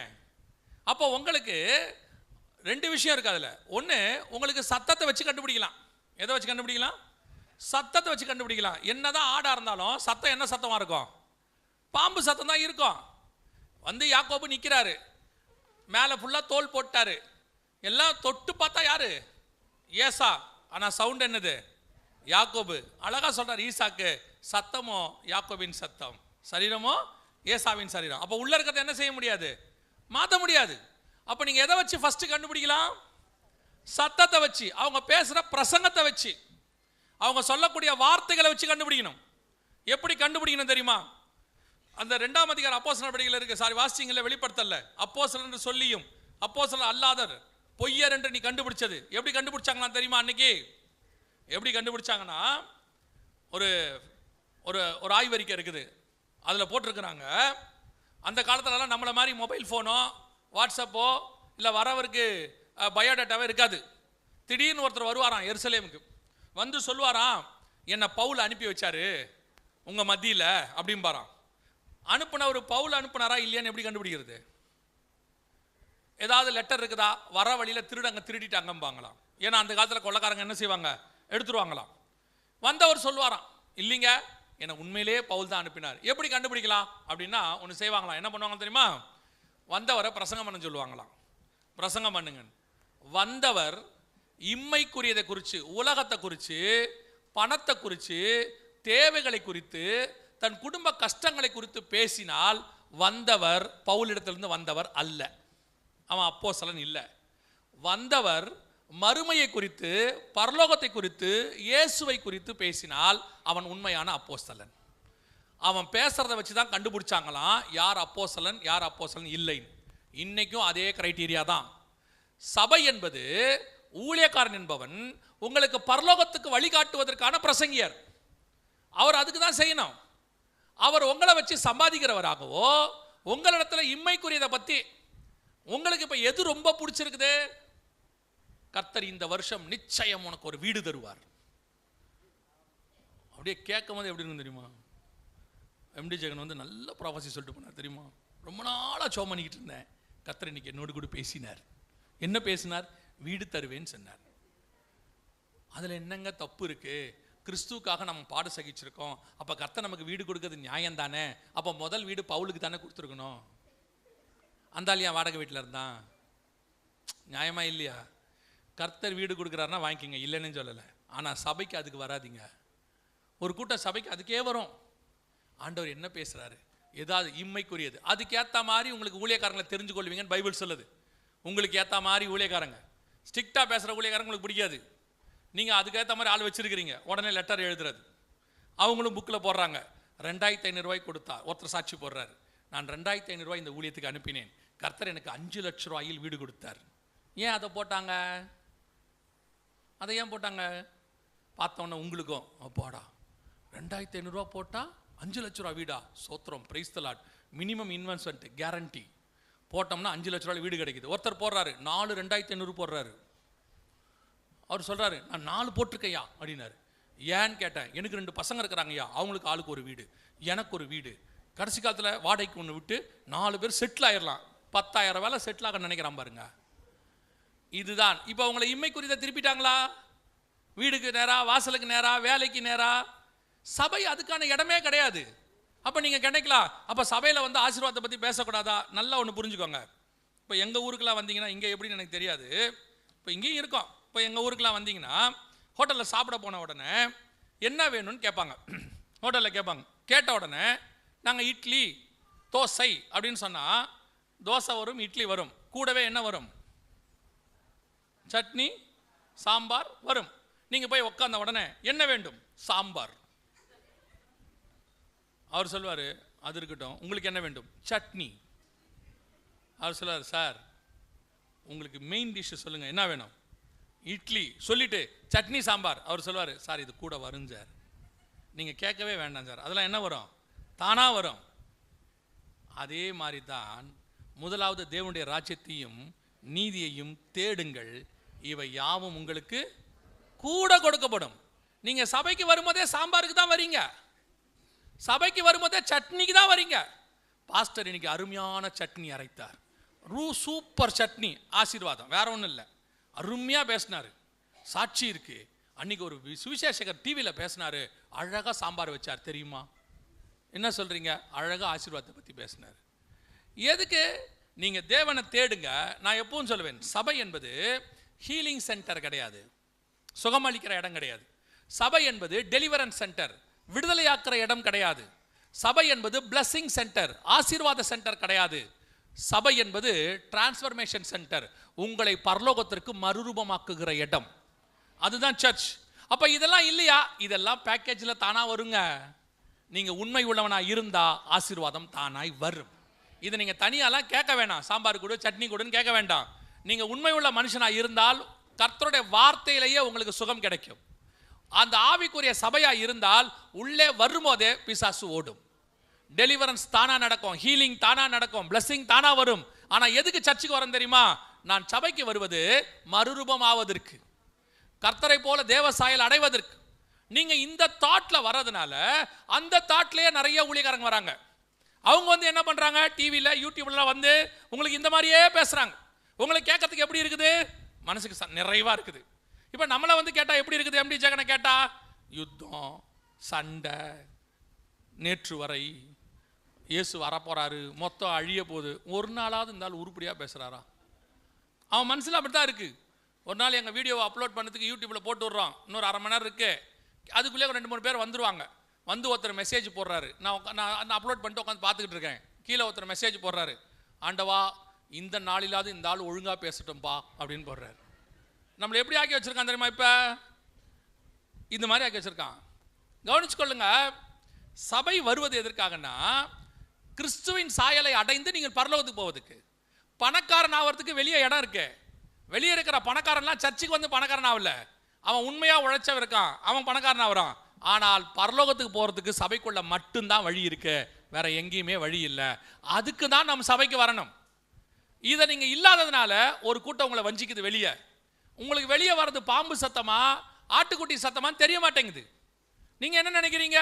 பாம்பு சத்தத்தை ஆட்டுக்குட்டி சத்தம் நினைச்சுக்கிறீங்க. காரணம், ஆட்டுக்குட்டியோட சரீரத்துல இருந்து அது பேசுது, உங்களுக்கு அது கேட்கறதுக்கு சந்தோஷமா இருக்குது. ஆனால் பேதுரு பேசும்போது அவர்களுக்கு சந்தோஷமா இல்லை, இருதயத்தில் குத்தப்பட்டவர்களாகி 3000 பேர் ரட்சிக்கப்பட்டார்கள். அதுதான் சரியான மனம் திரும்புதல். ஆண்டவர்கிட்ட வரும்போது, சபைக்கு வரும்போது இப்படிப்பட்ட காரியங்களுக்காக வாங்க. தயவு செய்து உங்க காது கிணிய பிரசங்கத்துக்கு பின்னாடி ஓடாதீங்க. இப்பவும் சொல்றேன், நீங்க கர்த்தருக்கு உண்மையாக இருந்தால் என்ன ஆசீர்வாதம் வேணுமோ அதை கர்த்தர் தருவார். உங்கள் தேவை என்னவோ அதை பரலோகம் சந்திக்கும். நம்ம பரமபிதா நம் தேவை என்ன என்பதை அறிந்திருக்கிறார். ஏற்ற நேரத்தில் என்ன தரணும் அவருக்கு என்ன செய்யும் தெரியும், நல்லா தெரியும். இப்போ பாருங்க, ஒரு குழந்தைய பார்க்க போறீங்க. பார்க்க போன உடனே போகும்போது ட்ரெஸ் வாங்கிட்டு போவீங்களா? அந்த பிள்ளைக்கு ஒரு பெண் குழந்தை பிறந்திருக்குன்னு வச்சுக்கோங்களேன். ஒரு ட்ரெஸ் வாங்கிட்டு போறீங்க. போகும்போது இந்த ஆண்கள் ட்ரெஸ் எடுக்கிறதுக்கும் பெண்கள் ட்ரெஸ் எடுக்கிறதுக்கும் டிஃபரன்ஸ் இருக்குது. ஆண்கள் போய் கேட்கும்போது எப்படி கேட்பாங்க? ட்ரெஸ் எடுக்கும்போது ஒரு 2 வயசு பிள்ளைக்கு ஒரு ஃப்ராக் கொடுங்க அப்படின்னு கேட்பாங்க. ஆனால் பெண்கள் எப்படி கேட்பாங்கன்னா ஒரு 3 வயசுக்காக கொடுங்கம்பாங்க. ஏன்னா அவங்க என்ன செய்வாங்கன்னா கொஞ்சம் வச்சு போடலாம், பிள்ளை வளரும், அந்த தொலைநோக்கு பார்வை இருக்குது. இவங்களுக்கு அப்படிலாம் ஒன்றுமே இருக்காது. 2 வயசுனா 2 வயசு, 1.5 வயசுனா 1.5 வயசு, அப்படியே எடுத்துருவாங்க. ஏன் நீங்கள் அந்த பிள்ளைக்கு ஒரு புடவை எடுத்துகிட்டு போகக்கூடாது? 2 வயசு பிள்ளைக்கு ஏன் ஒரு புடவை எடுத்துகிட்டு போகக்கூடாது? நல்ல ஒரு பட்டு புடவை, நல்ல 60 முழத்தில் 6 முழத்தில் ஒரு பட்டு புடவை கொடுங்க அப்படின்னு ஏன் எடுக்கக்கூடாது? இப்போ நீங்கள் என்ன நினைக்கிறீங்க, எடுக்கலாமா கூடாதா? சும்மா சொல்லுங்க, இல்லைன்னா தூங்காமல் இருப்பீங்க. அப்போ தான் அந்த பிள்ளைக்கு பிறந்த ஒரு 2 வயசு குழந்தைக்கு பட்டு புடவை எடுத்துகிட்டு போகலாமா கூடாதா? கூடாதா? ஏன்? கொஞ்சம் சவுண்டாக சொல்லுங்க. இப்போ உங்களுக்கு விசுவாசம் இல்லையா அந்த பிள்ளை வளரும்னு? விசுவாசம் இருக்கா இல்லையா? அந்த பிள்ளை அப்போ சீக்கிரம் செத்து போயிருன்றீங்களா? அது நல்ல பெரிய மனுஷி ஆகும் தோணாதா? ஆனால் உங்களுக்கு ஒன்று தோணும், அது பெரிய மனுஷி ஆகும்போது அப்போ எடுத்துக்கலாம் புடவைய, இப்போ என்ன தேவையோ அதை எடுக்கலாம். அந்த அறிவு அங்கே இருக்க, அது ஏன் ஆசீர்வாதத்தில் மட்டும் இல்லை? இன்னைக்கு உங்களுக்கு என்ன தேவையோ அதை பரலோகம் கொடுக்கும். உங்களுக்கு எப்போ எது கொடுக்கணும்னு பரலோகத்துக்கு தெரியும். நம்ம வீட்டு ரோடுக்குள்ளேயே 2 வீலர் தான் போகும். நம்ம ஆள் கார் கட்டிக்கிட்டு இருப்பார், சோத்திரத்தோட கேட்பார், ஆண்டவரே ஏன் எங்களுக்கு ஒரு கார் கொடுக்க மாட்டீரா? ஆண்டவர் கொடுத்தா எங்க நிறுத்துவிய? எங்க நிறுத்துவீங்க? 2 தெரு தள்ளி நிறுத்திட்டு ரோட்டுக்குள்ள வந்துட்டு நைட்டு படுக்க போகும்போது மனுஷிக்கிட்ட கேட்பாரு, ஒய்ஃப் கிட்ட கேட்பாரு, ஏமா காரு அங்க நிக்குது, யாராவது காரை உடைச்சிட்டா என்ன பண்ணுங்கிறீங்க? நான் வேணா நைட்டு போய் கார்லயே படுத்துக்கிட்டுமா? இப்படி நடுத்தரில் படுக்கிற ஆசீர்வாதம் வேணுமா வேணாமா? புரியுதா உங்களுக்கு? அப்ப கார் உங்களுக்கு கொடுக்கணும்னு கர்த்தர் முடிவு பண்ணாருன்னா முதல்ல அதை நிக்க வைக்கிறதுக்கு ஒரு இடம் கொடுப்பாரு. அதுக்கு பெட்ரோல் போறதுக்கு முதல்ல காசு கொடுப்பாரு. நான் ஒரு பாஸ்டரோட பார்க்க போயிருந்தேன். அவர் வீட்டில் காரு 2 வருஷம் இருக்கு, புதுசா இருக்கு. எனக்கெல்லாம் வெக்கமா போச்சு. என் கார்லாம் ஒரே மாசத்துல பழசாயிரும். புதுசா இருக்கு அவர் காரு. உள்ள போய் எட்டி பார்த்தா 800 கிலோமீட்டர் தான் ஓடி இருந்துச்சு. அப்போ அவரை கேட்டேன், கார் வாங்கி எவ்வளோ நாள் ஆச்சு பாஸ்டர்? இது 2 வருஷம் முடிஞ்சிருச்சு பாஸ்டர்னாரு. 2 வருஷத்துல 800 கிலோமீட்டர் தான் ஓட்டி இருக்கீங்க, புதுசா இருக்கு, நல்லா மெயின்டைன் பண்றீங்க, ஏன் பாஸ்டர்னு கேட்டேன். அப்போ அவர் சொன்னாரு, பெட்ரோல் விற்கிற விலைக்கு எதுக்கு பாஸ்டர் காரை வெளியே எடுப்பானே? அப்ப நான் கேட்டேன், அப்புறம் ஏன் வாங்குவானே? இப்படித்தான் நிறைய பேர் ஆசீர்வாதத்தை கேட்டு கேட்டு கேட்கிறான். கேட்கறவங்க எல்லாம் இப்படிதான், ஆண்டவரே எனக்கு அது கொடும், ஆண்டவரே இது கொடும். ஆண்டவருக்கு தெரியுங்க உங்களுக்கு எப்போ எதை கொடுக்கணும்னு அவனுக்கு தெரியும். ஆண்டவர் ஆசீர்வாதத்தை கொடுக்கும் போது வேதனையை கூட்டார். இந்த நேரத்தில் இந்த ஆசீர்வாதத்தை கொடுத்தால் அது ஏது போதுமானதாக இருக்கும்னு பரலோகத்துக்கு நல்லா தெரியும்.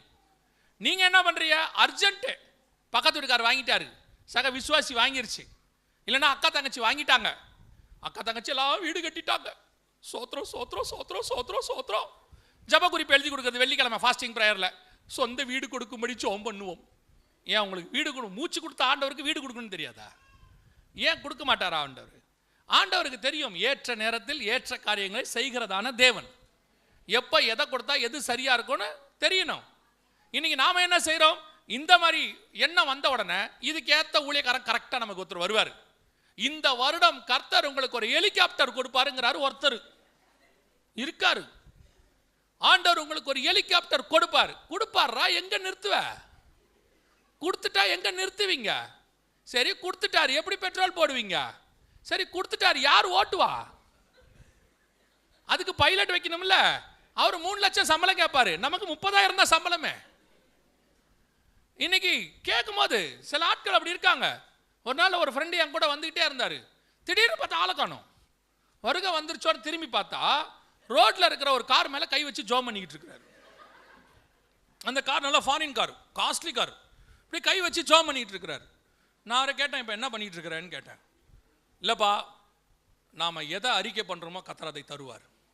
இதை கை வச்சு ஜோம் பண்ணால் கத்தர் தருவார் அப்படின்னாரு. நான் சொன்னேன் தரமாட்டார் அப்படின்னு. உடனே அவர், நீ எப்போ பார்த்தாலும் அவிசுவாசமாகவே பேசுகிற, ஏன் தரமாட்டார் அப்படின்னாரு. அது அவன் காரு, அதை எப்படி உனக்கு தருவார்? கேட்குற அறிவாளி எப்படி கேட்கணும்? இது மாறியாவது கொடுங்க தானே கேட்கணும். கர்த்தாவே இந்த காரை கொடுத்ததுக்காக ஸ்தோத்திரம். உங்களுக்கு தெரியுமா, தமிழ்நாட்டில் நிறைய ஊழியக்காரங்களுக்கு சர்ச்சு வைக்கிறதுக்கு இடம் கொடுக்க மாட்டாங்க. இப்போ விசுவாசி கொடுக்க மாட்டேங்குது. ஏன்னு கேட்டிங்கன்னா, இவர் மேலே சர்ச்சு வச்ச உடனே 3 மாதம் கழிச்சு எப்படி ஜோம் பண்ணுறாருன்னா, இந்த இடத்தை சொந்தமாய் கொடுக்கும்படி ஜோம் பண்ணுவோங்கிறாரு. கீழே இருக்கிற ஓனருக்கு பக்குன்னு இருக்கு. நீங்கள் கேளுங்க, சொந்த இடம் வேணான்னு சொல்லலை, வேற எங்கேயோ ஒரு இடத்த கேளுங்க. கர்த்தர் இந்த இடத்தை சொந்தமாய் கொடுக்கும்படி ஜோம் பண்ணுவோம். அவர் கீழே இருந்து இந்த ஆள் காலி பண்ணும்படி ஜோம் பண்ணுவோம். ஆண்டவர் நிலைமை நினைச்சு பாருங்க. இப்ப இந்த ஜபத்துக்கு பதில் கொடுக்கிறதா, இந்த ஜபத்துக்கு பதில் கொடுக்கிறதா? இதுதான் இன்னைக்கு இருக்கு விசுவாசி நிலைமை. இன்னைக்கு நல்ல கார் மேல கை வச்சு ஜோம் பண்ணிட்டு இருந்தாரு. நான் சொன்னேன், அந்த காரை அவர் தரமாட்டாரு, அது இன்னொருத்தருடைய காரு. நீ அதுவும் சொன்னேன், பாரு நீ காருக்கு ஜோம் பண்ற, நல்ல வேலை அந்த ஆள் பூட்டிட்டு கடைக்கு போயிருக்கான். ஒருவேளை மனைவி பிள்ளைய விட்டுட்டு போயிருந்தானா நீ சேர்த்து ஜோம் பண்ணிட்டு இருக்க, எது எதெல்லாம் உனக்கு கிடைக்கும்? எப்படி ஜோம் பண்றியா? கேட்டா சொல்றாரு, கொரியால இருந்து ஒரு பாஸ்டர் தான் சொன்னாரு, எது மேல கை வச்சு ஜோம் பண்ணாலும் அதை கொடுப்பாரு. அது கொடுப்பாரு, எது மேல ஜோம் பண்ணோம்? ஒரு புது கடைக்கு போய் அந்த கடையில ஜோம் பண்ணி அந்த சோஃபா செட் மேல கை வச்சீங்கன்னா நியாயம். ஏதோ ஆண்டவர் காசு கொடுத்து கொடுப்பாரு. போய் இருக்கிற கார் மேல ஜோம் பண்றது, யாரையாவது வீட்டை பார்த்தா இதே வீட்டை கத்த தரும், தரமாட்டாரு. இது பேராசை இல்லையா? வசனம் சொல்லும் தானே, அடுத்தவரோட பொருளை இச்சியாது இருப்பாயாகன்னு. இன்னைக்கு இதுதான் சர்ச்சுன்னு ஆகி போச்சு. நீங்கள் இயேசு கிறிஸ்துவை ஆசீர்வாத கடவுளாய் மாத்திட்டீங்க, பரலோகத்துக்கு போற கடவுளா வைக்கல. இயேசு கிறிஸ்து ஆசீர்வாத கடவுள் இல்லைன்னு சொல்லல, ஆனால் அவர் பரலோகத்துக்கு போறதுக்காக தான் வந்தார். உங்களுக்கு காரு கொடுக்கிறதுக்கு அவர் ஏங்க சிலுவை சுமக்கணும்? உங்களுக்கு வீடு கொடுக்கிறதுக்கு அவர் ஏன் சிலுவை சுமக்கணும்? அதுக்கு நீங்க ஒழுங்கா உழைச்சாலே கிடைச்சிரும். அவர் சிலுவையை சுமந்தது உங்களுக்கு வீடு காரு கொடுப்பதற்கல்ல, அவர் சிலுவையை சுமந்தது உங்கள் ஆத்மாவை பரலோகத்திற்கு கொண்டு போவதற்கு. இன்னைக்கு நிறைய பேர் சொல்லி திரிறான், அவர் பாடு அனுபவித்து நம்மை ஐஸ்வர்யன் ஆக்கினார். இப்படி எடுத்துக்கோங்க, இயேசு ஐஸ்வர்யன் ஆக்கும்படி தரித்திரனானார் ஒரு வசனம் இருக்கு. அந்த வசனத்தை என்ன சொல்லிட்டான்? நம்மலாம் பணக்காரன் ஆகிறதுக்கு தான் இயேசு என்னவாயிட்டாரு? ஏழை ஆயிட்டாருன்ட்டான். சரி, அது உண்மையினே வச்சுப்போமே. அப்போ ஃபர்ஸ்ட் ஜென்ரேஷன் யார் பணக்காரன் ஆயிருக்கணும்? இயேசுக்கு அப்புறம் யார் பணக்காரன் ஆயிருக்கணும்? அத்தனை அப்போஸ்தலனும் கோடீஸ்வரனா மாறி இருக்கணும். ஆமாவா இல்லையா? ஏன் அப்புறம் பசி, அவர் சொல்றாரு பவுல், பசியோ பஞ்சமோ நிர்வாணமோ நாசமோசமோ ஏன் சொல்றாரு? அப்போ அவர் சொல்ற ஆசீர்வாதம் ஐஸ்வர்யம் அது அல்ல. உங்களுக்கு என்ன தேவையோ அதை பரலோகம் கொடுக்கும், இல்லைன்னே சொல்லலை. ஆனால் இம்மைக்குரியதற்காக மட்டும் கர்த்தரை நீங்கள் தேடுகிறவர்களா இருப்பீர்களானால் நம்மை போல பரிதவிக்கப்பட்டவர்கள் ஒருவரும் இல்லைன்னு சொல்லுது. Church is not the place for worldly blessing. This is the place for heavenly blessing. உன் தாட்டே அப்படிதான் இருக்கணும். சர்ச்சுக்கு வரும்போது, இன்னைக்கு எனக்கு என்ன ஆவிக்குரிய ஆகாரம் கொடுக்க போகிறீர் ஆண்டவரே, நான் எப்படி உம்மை போல மாறுறது? ரோமர் 8:29 சொல்லுது, குமாரனின் சாயலுக்கு ஒப்பா இருக்கும்படி தேவன் எவர்களை முன்னறிந்தாரோ. அப்ப இன்னைக்கு சபையை நீங்க எப்படி ஆக்கிட்டீங்க? கடந்த 25 வருஷமா ஆசீர்வாதம் ஆசீர்வாதம் ஆசீர்வாதம் சொல்லி கடைசியா உங்களை நம்பி ஒருத்தர் ஆசீர்வாதம் டிவினே ஆரம்பிச்சிட்டாரு. நீங்க அந்த நிலைமைக்கே போயிட்டியா? மற்ற டிவி எல்லாம் பார்க்கறதே இல்லை, நீங்க கேட்கறதுக்கே நல்லா இருக்கு ஆசீர்வாத டிவி. இப்போ நம்ம வச்சோம்னா எப்படி வைப்போம்? வருகையின் டிவி. நீங்கள் வரமாட்டீங்க. இந்த ஆள் வருக வருக வருகன்னு தான், இது எப்போ வருவான்னு தெரில, ஆண்டவர் வந்தாருன்னா போகணும் போல. நான் என்ன சொல்கிறேன், உபதேசம் என்பது, சபை என்பது உங்களை பரலோகத்துக்கு ஆயத்தம் பண்ணுகிற இடம். நீங்கள் செலக்ட் பண்ணுற, இப்போ பாருங்கள், உங்கள் பிள்ளையை கொண்டு போய் ஒரு ஸ்கூலில் சேர்க்க போகிறீங்கன்னா நல்ல ஸ்கூலாக சேர்க்குறீங்க தானே. என்ன நல்ல ஸ்கூல்னா என்ன? அவனுக்கு நல்லா பாடம் சொல்லி கொடுத்து பாஸ் பண்ணுற இடம், கரெக்ட் தானே? ஒரு ஹாஸ்பிட்டல் அட்மிட் பண்ணுறீங்கன்னா நல்ல ஹாஸ்பிட்டல் அப்படின்னா என்ன அர்த்தம்? அது ஜீவனை காப்பாற்றுற இடம். அதே மாதிரி தான் சபை என்பது உங்களுக்கு நல்ல உபதேசத்தை கொடுத்து உங்கள் ஜீவனை காப்பாற்றி பரலோகத்துக்கு கொண்டு போகிற இடம். அந்த மாதிரி சபைக்குள்ளே தான் நீங்கள் இருக்க வேண்டும். அப்படிப்பட்ட ஊழியக்காரனை தான் தெரிஞ்சுக்கிட்டோம். சும்மா உங்களுக்கு ஏற்ற மாதிரி நீங்கள் விரும்புகிற மாதிரி உங்கள் காதுக்கு இனிய ஆட்களை பேசுகிற தெரிஞ்சுக்கிட்டிங்கன்னா ஒரு நாள் நீங்கள் வஞ்சிக்கப்படுவீர்கள். அவனும் வஞ்சிக்கப்படுவான், நீங்களும் வஞ்சிக்கப்படுவீங்க. கடைசி காலத்தில் என்ன ஆகுது? உள்ளேருந்து பேசுறது பாம்பா இல்லை ஆட்டுக்குட்டியான்னு உங்களுக்கு தெரியல. அவன் அடிச்சு விட்றான் பாருங்க, என்னென்னமோ சொல்கிறான். நீங்கள் எல்லாம் அப்படியே உட்காந்து கேட்குறீங்க. ஒரு காலத்தில் சர்ச்சுக்குள்ளே சினிமா பாட்டு மாதிரி பாட்டு பாடிட்டு இருந்தாங்க. முந்தி ஆவிக்குரிய பாட்டு இருந்துச்சு 50 வருஷத்துக்கு முன்னாடி. அப்புறம் ஒரு 25 வருஷத்துலேருந்து சினிமா பாட்டு மாதிரி பாட்டு வந்துச்சு. நிறைய பாட்டு இப்போ இருக்கு. நடுவில் இயேசுவே அப்படின்னா அது நம்ம பாட்டு, வர்றாட்டி அவங்க பாட்டு, உலகத்தின் பாட்டு. 2 பாட்டு ஒரே மாதிரி தான் இருக்கு. நீங்கள் பாருங்கள், முந்திலாம் தந்தானே துதிப்போம்லாம் பாட்டு வரும் ரேடியோவில். அந்த மியூசிக்கை கேட்டவொடனே தெரியும் அது யார் பாட்டு, நம்ம பாட்டு தான் பாடுறாங்கன்னு. இப்போ உங்களால் கண்டே பிடிக்க முடியாது. 2 பாட்டும் அஜுங் அஜுங் அஜுங் அஜுங்குன்னு இருக்க. நடுவில் எங்கேயாவது ஏசுவே அப்படின்னா நம்மால் தான் பாடிட்டு தெரியுறாரு. உள்ளே இருக்கிறது நம்மால் தான். அந்த இயேசுவே வராட்டி அவங்க ஆள். அவ்வளோதான் டிஃபரன்ஸு. இப்போ கொரோனாக்கு அப்புறம் சுத்த மோசம், சினிமா பாட்டே பாடுறான். இப்போ சர்ச்சுக்குள்ள என்ன பண்ணுறான்? சினிமா பாட்டே பாடுறான். நீங்கள் அது தப்புனா அது உங்களுக்கு தோணுச்சா? அது தப்பு. அவன் சினிமா நடிகை மாதிரி ஆடுறானே, சினிமா நடிகை மாதிரி பாடுறானே, அவனுடைய ட்ரெஸ்ஸிங்லேருந்து எல்லாமே உலகத்தை பிரதிபலிக்குதே, அது தப்புன்னு உங்களுக்கு தோணுச்சா? சினிமா நடிகை ட்ரெஸ்ஸும் சினிமா நடிகன் ட்ரெஸ்ஸும் என்ன இருக்கு? அவன் வெட்டுற மாதிரி தான் முடி வெட்டுறீங்க, அவன் போடுற மாதிரி தான் இருக்கு. கிருதாவை வளர்த்து வாய்க்குள்ளே விட்டுருக்கான். இன்னைக்கு இப்படி கோடு வந்து உள்ளுக்குள்ளே போகுது. எனக்கு என்ன டவுட்னா, உள்ளேயும் இருக்கா இல்லை இங்கே நின்றுச்சான்னு எனக்கு சந்தேகம். என்னடா தம்பி இப்படி வச்சிருக்கேன்னா ஃபேஷன் ஃபேஷனுங்கிறான். இப்போ நீ என்ன அவன் இப்போ ஒரு பையன் ஒரு யூத் மீட்டிங்கில் என்ன கேட்குறான், நீங்கள் இப்படி முடி வெட்டியிருக்கீங்க உங்கள் காலத்தில், நாங்கள் இப்படி முடி வெட்டியிருக்கோம், இப்போ எங்கள் காலத்தில் இப்படி வெட்டியிருக்கிறோம், இதில் என்ன தப்பு இருக்குது அப்படின்னா நான் சொன்னேன், என் காலம் ஓங்காலங்கிறதுலாம் இல்லை. சபை என்பது கிறிஸ்துவின் சாயலுக்கு ஒப்பாய் மாறுகிற இடம். உனக்குள்ளேருந்து பார்க்கும்போது கிறிஸ்துவின் சாயல் வெளிப்படணும். அது வசனத்திலேயோ உன் முகத்திலேயோ அது வெளிப்படணும். அது உள்ளே வெளிப்பட ஆரம்பிச்சிருச்சுன்னா வெளியே இருக்கிற மேக்கப்பை பற்றி நீ கவலையே பட மாட்ட, நீ எதை பற்றியுமே யோசிக்க மாட்ட. உன்னுடைய சிந்தனை முழுக்க தேவனுக்குள்ளே இருக்கும். நீ போய் முடிவெட்டுற கடையில் 2 மணி நேரம் உட்கார்ற, இப்படி கொஞ்சம் போடு, இப்படி கொஞ்சம் போடு. முந்தியெல்லாம் பார்த்தீங்கன்னு சொன்னால் மொத்தமாக தலைக்கு என்ன பண்ணியிருப்பாங்கன்னு கேட்டிங்கன்னு சொன்னால் முடி வெட்டி இங்கே ஷேவ் பண்ணுவாங்க. இப்போ என்ன பண்ணியிருக்காங்கன்னா இங்கே வெட்டிட்டு இங்கே ஷேவ் பண்ணியிருக்கான். மொத்தமாக டோட்டலாக சுற்றி முடியல, அப்படியே வச்சு மேலே மட்டும் கும்பா வச்சுருக்கான். சரி, இதுதான் உன் ஸ்டைலா? சொல்லிடு, அதான் உன் ஸ்டைலா? அப்போ மாற்றக்கூடாது, சாவர வரைக்கும் அந்த ஸ்டைல் இரு. ஏன் அடுத்த நடிகன் வந்தோன்னே மாத்திர, அடுத்த ஸ்டைல் வந்தோன்னே ஏன் மாத்திர அப்படின்னா நீ வச்சிருக்கிற ஸ்டைல் நிலையானது அல்ல. நான் உனக்கு சொல்கிறேன், கிறிஸ்துவை நீ ஏற்றுக்கொண்டு பாரு, உனக்குள்ள ஒரு ஸ்டைல் வரும், அந்த ஸ்டைல் நிலையானதாக இருக்கும். அது கிறிஸ்துவின் சாயல். நீ வெளியே அலங்காரத்தை பற்றி கவலையே பட மாட்ட, எதை பற்றியும் கவலைப்பட மாட்ட. எவன் உன்னை அசிங்கமாக இருக்கானாலும் கவலைப்பட மாட்ட, அழகாக இருக்கானாலும் கவலைப்பட மாட்ட. ஏன்னா உன்னுடைய அழகு என்பது உள்ளே இருக்கிறது. அந்த இடத்துக்கு வந்தால் தான் உனக்கு தெரியும் அது சரின்னு. அது வரைக்கும் இது கொஞ்சம் உனக்கு கஷ்டமாக தான் இருக்கும்.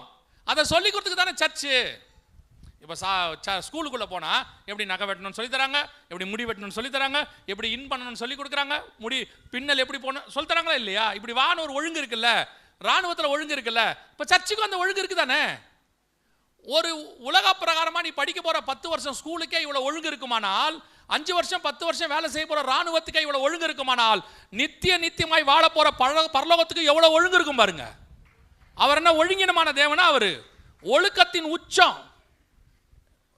இவங்க இருக்காங்க முந்தி, இப்போ இல்லை, யூகேவுடைய ராணி, இங்கிலாந்து ராணி, அவங்கள சந்திக்க போகிறதுக்கு ஒரு ப்ரோட்டோகால் இருக்குது, ஒரு புக்கே இருக்குது. அவங்கள சந்திக்க போகும்போது ஒரு ஆள் எப்படி ட்ரெஸ் பண்ணணும், என்ன பர்ஃப்யூம் போடணும், என்ன விதமாக இருக்கணும், அதே மாதிரி அவங்க கை கொடுத்தா தான் கொடுக்கணும், அவங்க எவ்வளோ கொடுக்குறாங்களோ அவ்வளோதான் கொடுக்கணும். அதுக்கு முந்தின நாள் ப்ரோட்டோகால் இவ்வளோ இருக்கு. ஒரு உலக பிரகாரமான ராணி செத்து போயிட்டாங்க. அந்த ராணியை பார்க்கறதுக்கே இவ்வளோ ஒழுங்கு இருக்குது தெரியுமா உங்களுக்கு?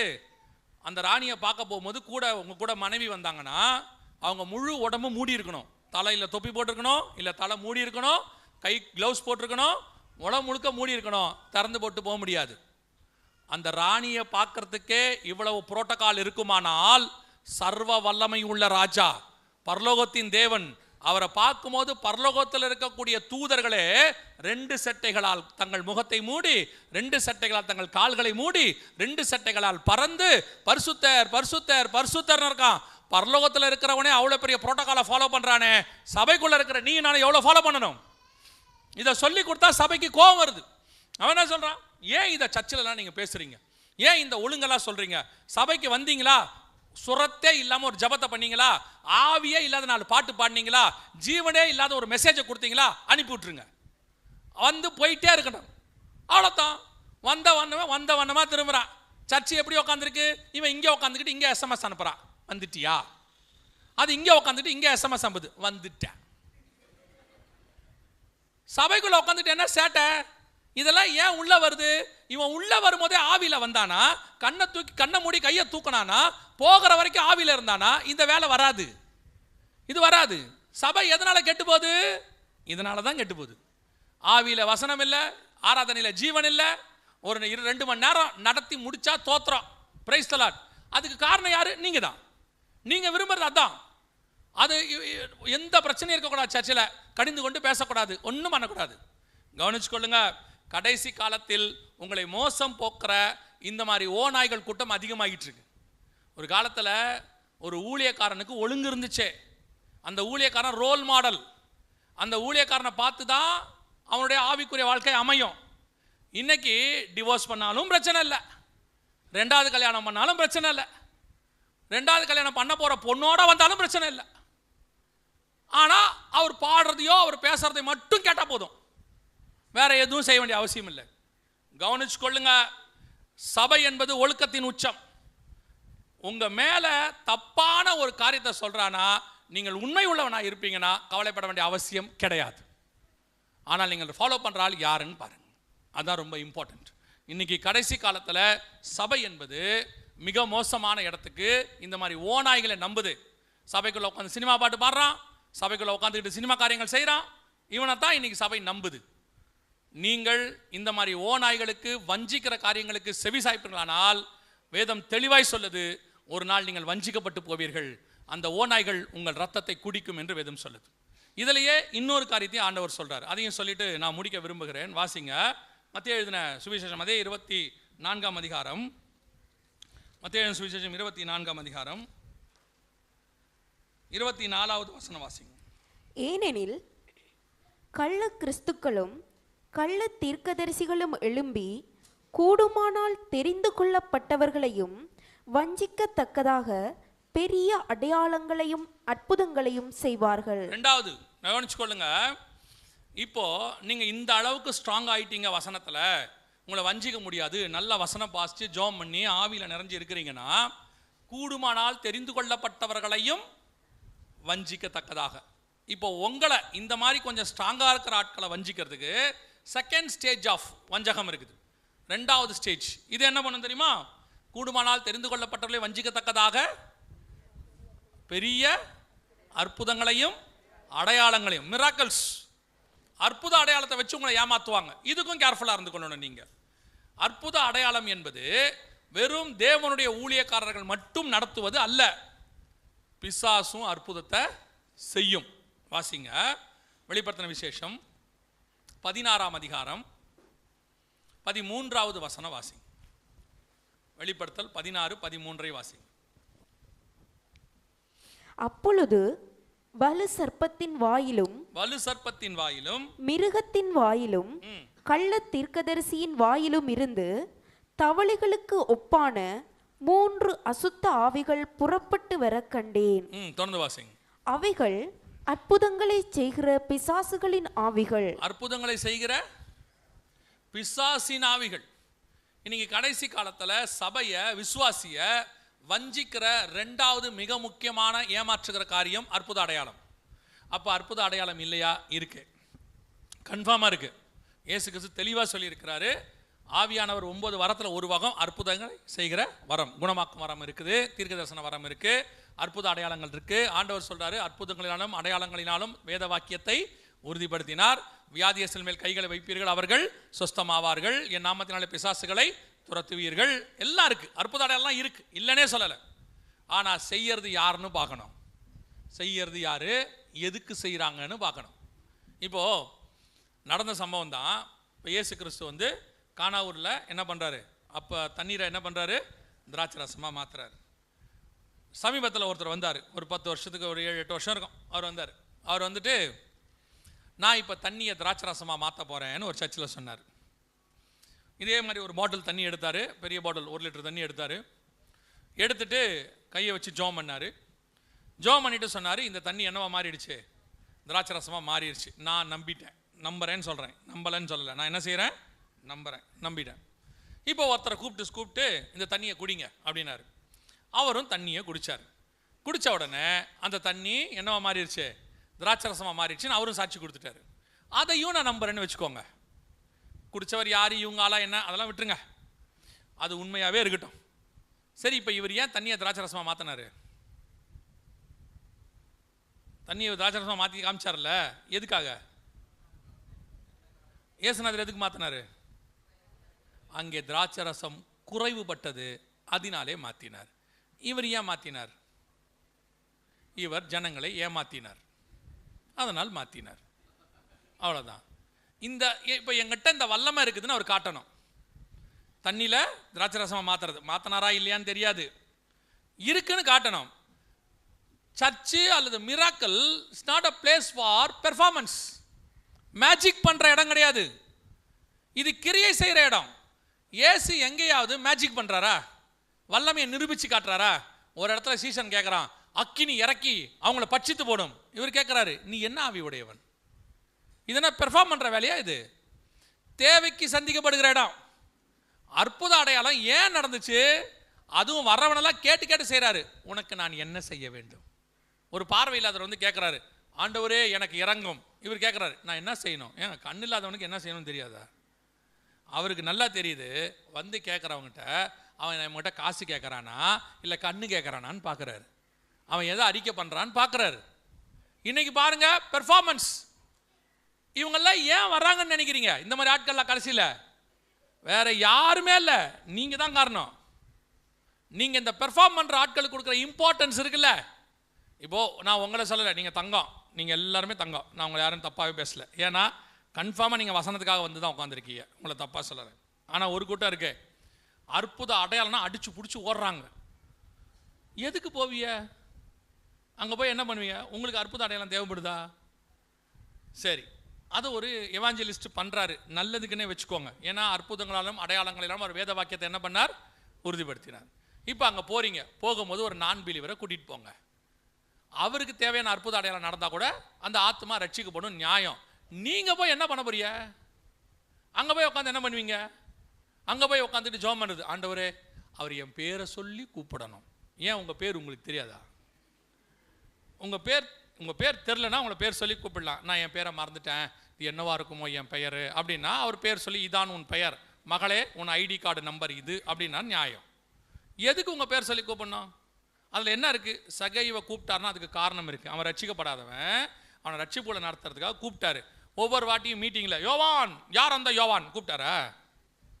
நீங்கள் எதுக்கு ஒரு விசுவாசி, 10 வருஷம் விசுவாசி, 15 வருஷம் விசுவாசி அங்கே போய் உட்காந்துக்கிட்டு அவர் பேர் சொல்லி கூப்பிடணும், அவர் தீர்க்க தரிசனம் சொல்லணும்? அது அவர் புறஜாதியாருக்கு பண்ணிட்டு போறாரு, தேவனை அறியாதவங்களுக்கு செய்கிறாரு. நீங்கள் என்ன? அப்போ உங்களுக்கு ஒரு கேள்வி வரும், அப்படின்னா எங்களுக்கு அற்புத அடையாளங்களே இல்லையா? நல்லா தெரிஞ்சுக்கோங்க, நீங்கள் அற்புத அடையாளங்களை பெறுகிறவர்கள் அல்ல, அற்புத அடையாளங்களை செய்கிறவர்கள். ஏன்னா இயேசு சொன்னாரு, விசுவாசிக்கிறவர்களால் நடக்கிற அடையாளங்களாவன. நீங்க 10 வருஷம் விசுவாசி, இந்நேரம் நீங்க என்ன பண்ணிருக்கணும்? சர்ச்சில் ஆவிக்குரிய வாழ்க்கையில வளர்ந்து உங்க ஏரியாவுக்கு உங்க வீடு தான் ஹீலிங் சென்டர். உங்க வீட்டில் ஒரு கூட்டம் நடக்கணும், உங்க வீட்டுக்கு நிறைய பேர் வரணும், ரட்சிக்கப்படணும், அவங்கள சபைக்கு நீங்க கூட்டிட்டு வரணும். இது நடந்திருக்கணும். ஆனால் இன்னும் சர்ச்சுக்குள்ள உட்காந்து சோத்ராண்டு வரு. எதுக்கு? இன்னும் உங்க விசுவாசத்தில் பலப்படவே இல்லை பாருங்க. இன்னும் சபைக்குள்ள உட்காந்து உங்க ஜெபம் எப்படி இருக்குது? எங்கேயாவது அற்புதம் நடக்குதா உடனே ஓடுறது. அங்கே அந்த அற்புத அடையாளங்கள் இருக்கு. திருப்பியும் சொல்றேன், அதை எவாஞ்சலிஸ்டுகள் செய்கிறாங்க, செய்யட்டும். அது புறஜாதியாருக்காக, சபைக்குள்ள இப்பவும் சொல்கிறேன், சபைக்குள்ள உங்களுக்கு தேவையான அற்புத அடையாளங்களை ஆவியானவர் செய்ய வல்லமை உள்ளவராக இருக்கிறார். அங்கே செய்கிற இயேசுவும் இங்கே செய்கிற இயேசுவும் ஒரே இயேசு தான். ஆனால் உங்கள் விசுவாசம் எங்கே இருக்குது தெரியுமா? அங்கே போனால் நடக்கும், அவர்கிட்ட போனால் நடக்கும், கரெக்டாக அங்கே போனால் நடக்குது. நீங்கள் என்ன சொல்கிறீங்க? பார்த்தீங்களா, நான் சொன்னல அங்கே போனால் நடக்கும். நீங்கள் விசுவாசத்தினால நடக்குது. நீங்கள் விசுவாசிங்க. என் சபையிலேயே கர்த்தர் அற்புதங்களை செய்ய வல்லமை உள்ளவர். என் ஜெபத்திற்கும் கர்த்தர் பதில் கொடுக்க வல்லமை உள்ளவர். சொல்லி பாருங்க. இன்னைக்கு கடைசி காலத்தில் அற்புத அடையாளங்களை வச்சு பிசாசு என்ன செய்யுது? வஞ்சிக்குது, அநேகரை வஞ்சிக்குது. அற்புத அடையாளங்களை ஏமாற்றப்படுறீங்க. சொன்ன பாருங்க, தீர்க்க தரிசனம் அப்படியே உட்காந்து கேட்டுக்கிட்டே இருக்காங்க. ஆண்டவர் ஏதாவது சொல்ல மாட்டாரா, ஏதாவது சொல்ல மாட்டார். இப்பவும் சொல்கிறேன், தீர்க்க தரிசனம் இருக்கு. சமயத்துக்கேற்ற வார்த்தைகளை ஆவியானவர் என்ன செய்வார்?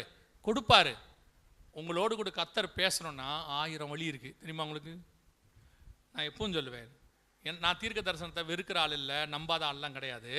தீர்க்க தரிசனம் வந்தால் ஏற்றுக்கொள்கிறேன். ஆனால் தீர்க்க தரிசனத்துக்காக ஓட மாட்டேன். அங்கே தீர்க்கன்னு சொல்கிறாங்க, இங்கே தீர்க்கன்னு சொல்கிறாரு, அவர் சொல்கிறாரு, இவர் சொல்கிறாரு. 5000 ரூபா கொடுத்து தீர்க்க தரிசி போய் பார்க்குறாங்க. ஆச்சரியமாக இருக்குது. என்னான்னு கேட்டால் ஒன் டைம் விசிட் 5000 ருபீஸா.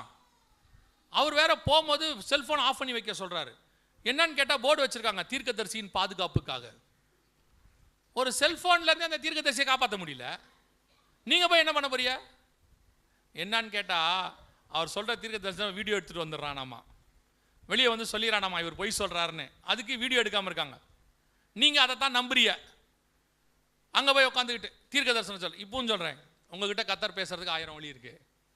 நீங்கள் நல்ல ஜெபத்தில் கர்த்தரோடு கூட இருக்கிறவராக இருந்தால், நல்லா ஊக்கமாக ஜெபம் பண்ணுற ஆளாக இருந்தால், கர்த்தரை நீங்கள் முகமுகமாய் தரிசிக்க முடியும். மோசே பார்த்தாரா இல்லையா?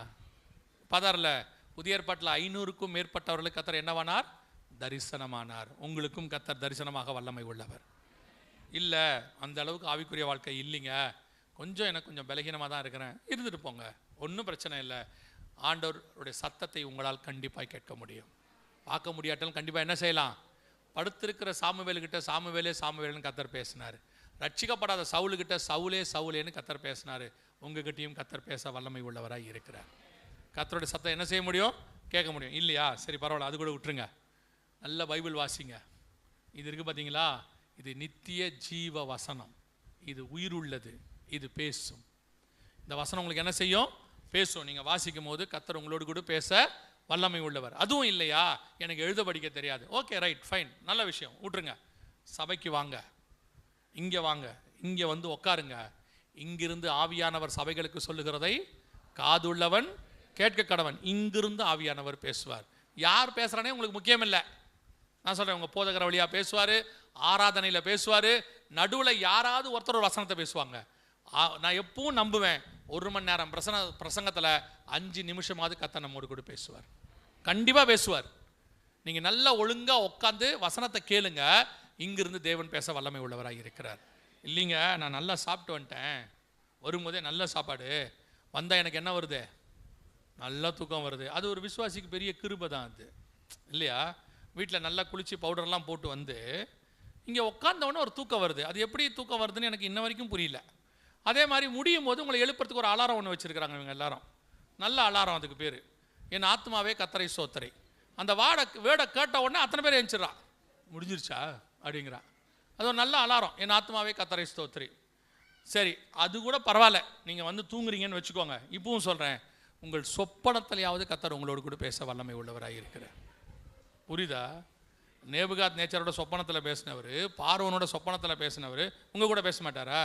உங்ககிட்ட பேசுறதுக்கு ஆண்டவருக்கு எத்தனை வழி இருக்குது பாருங்க. ஆனால் அதெல்லாம் கூட இல்லைங்க, விட்டுருங்க. எதுவுமே இல்லை. ரோட்டில் ஒழுங்காக ஓரமாக நடந்து போங்க. ஏதாவது ஒரு கழுதையை வச்சாவது கர்த்தர் உங்ககிட்ட பேசிடுவார். இதை விட்டுறிய உடனே அவருக்கு ஃபோன் அடிக்கிறிய. அவருக்கு ஃபோன் பண்ணி என் பொண்ணுக்கு கல்யாணம் பண்ணலான் இருக்கேன், நீங்கள் என்ன சொல்கிறீங்க? உன் பொண்ணு கல்யாணம் பண்ணுறதுக்கு அவர் என்ன சொல்லணும்? உங்கள் பொண்ணு கல்யாணம் பண்ணுறதுக்கு நீங்கள் தானே சொல்லணும். நீங்களும் உங்கள் கணவரும் சேர்ந்து என்ன பண்ணணும்? ஜெபம் பண்ணணும். உங்கள் பையனை ஜெபம் பண்ண சொல்லுங்கள், உங்கள் பொண்ணை ஜெபம் பண்ண சொல்லுங்கள்.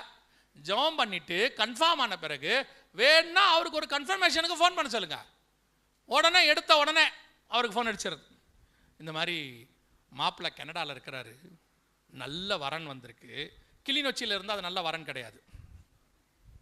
மாப்பிள்ளை கனடாவில் இருந்தால் தான் நல்ல வரன். மாப்பிள்ளை எங்கே இருக்காரு? கிளிநொச்சி. ஒரு நல்ல மாப்பிள்ளையா சொல்லுங்களேன்.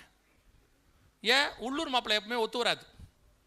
உடனே அவருக்கு ஜெபம் பண்ண சொல்கிறது. அவர் உண்மையிலேயே ஒரு நல்ல தீர்க்கதரிசியாக இருந்து அவர் ஜெபம் பண்ணிவிட்டு இது ஏதோ தேவசித்த மாதிரி தெரியல, நம்ம ஜெபம் பண்ணுவோம் அப்படின்னா அவரை விட்டுருவீங்க. அதோட அவரை விட்டுருவீங்க.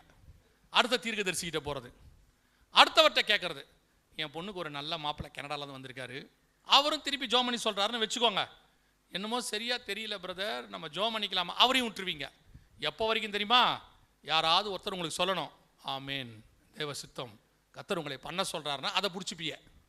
அதை பிடிச்சிக்கிட்டு கல்யாணம் பண்ணி வச்சுட்டு அப்புறம் அங்கே போய் பிரச்சனை ஆன உடனே இங்கேருந்து நம்மகிட்ட சொல்கிறது, அந்த ஊழியக்காரர் சொன்னாருன்னு தான் நாங்கள் பண்ணோம். பழிய தூக்கி யார் மேலே போடுறது? ஊழியக்காரன் மேலே போடுறது. எதுக்கு ஊழியக்காரன் கேட்பிய? நல்லா ஜெபம் பண்ணுங்க, கணவன் மனைவி ஜெபம் பண்ணுங்க, கல்யாணம் பண்ணிக்க போகிற 2 பேரும் ஜெபம் பண்ண சொல்லுங்க. மினிமம் 3 நாள், மேக்சிமம் 40 நாள் ஜெபம் பண்ணி பாருங்க.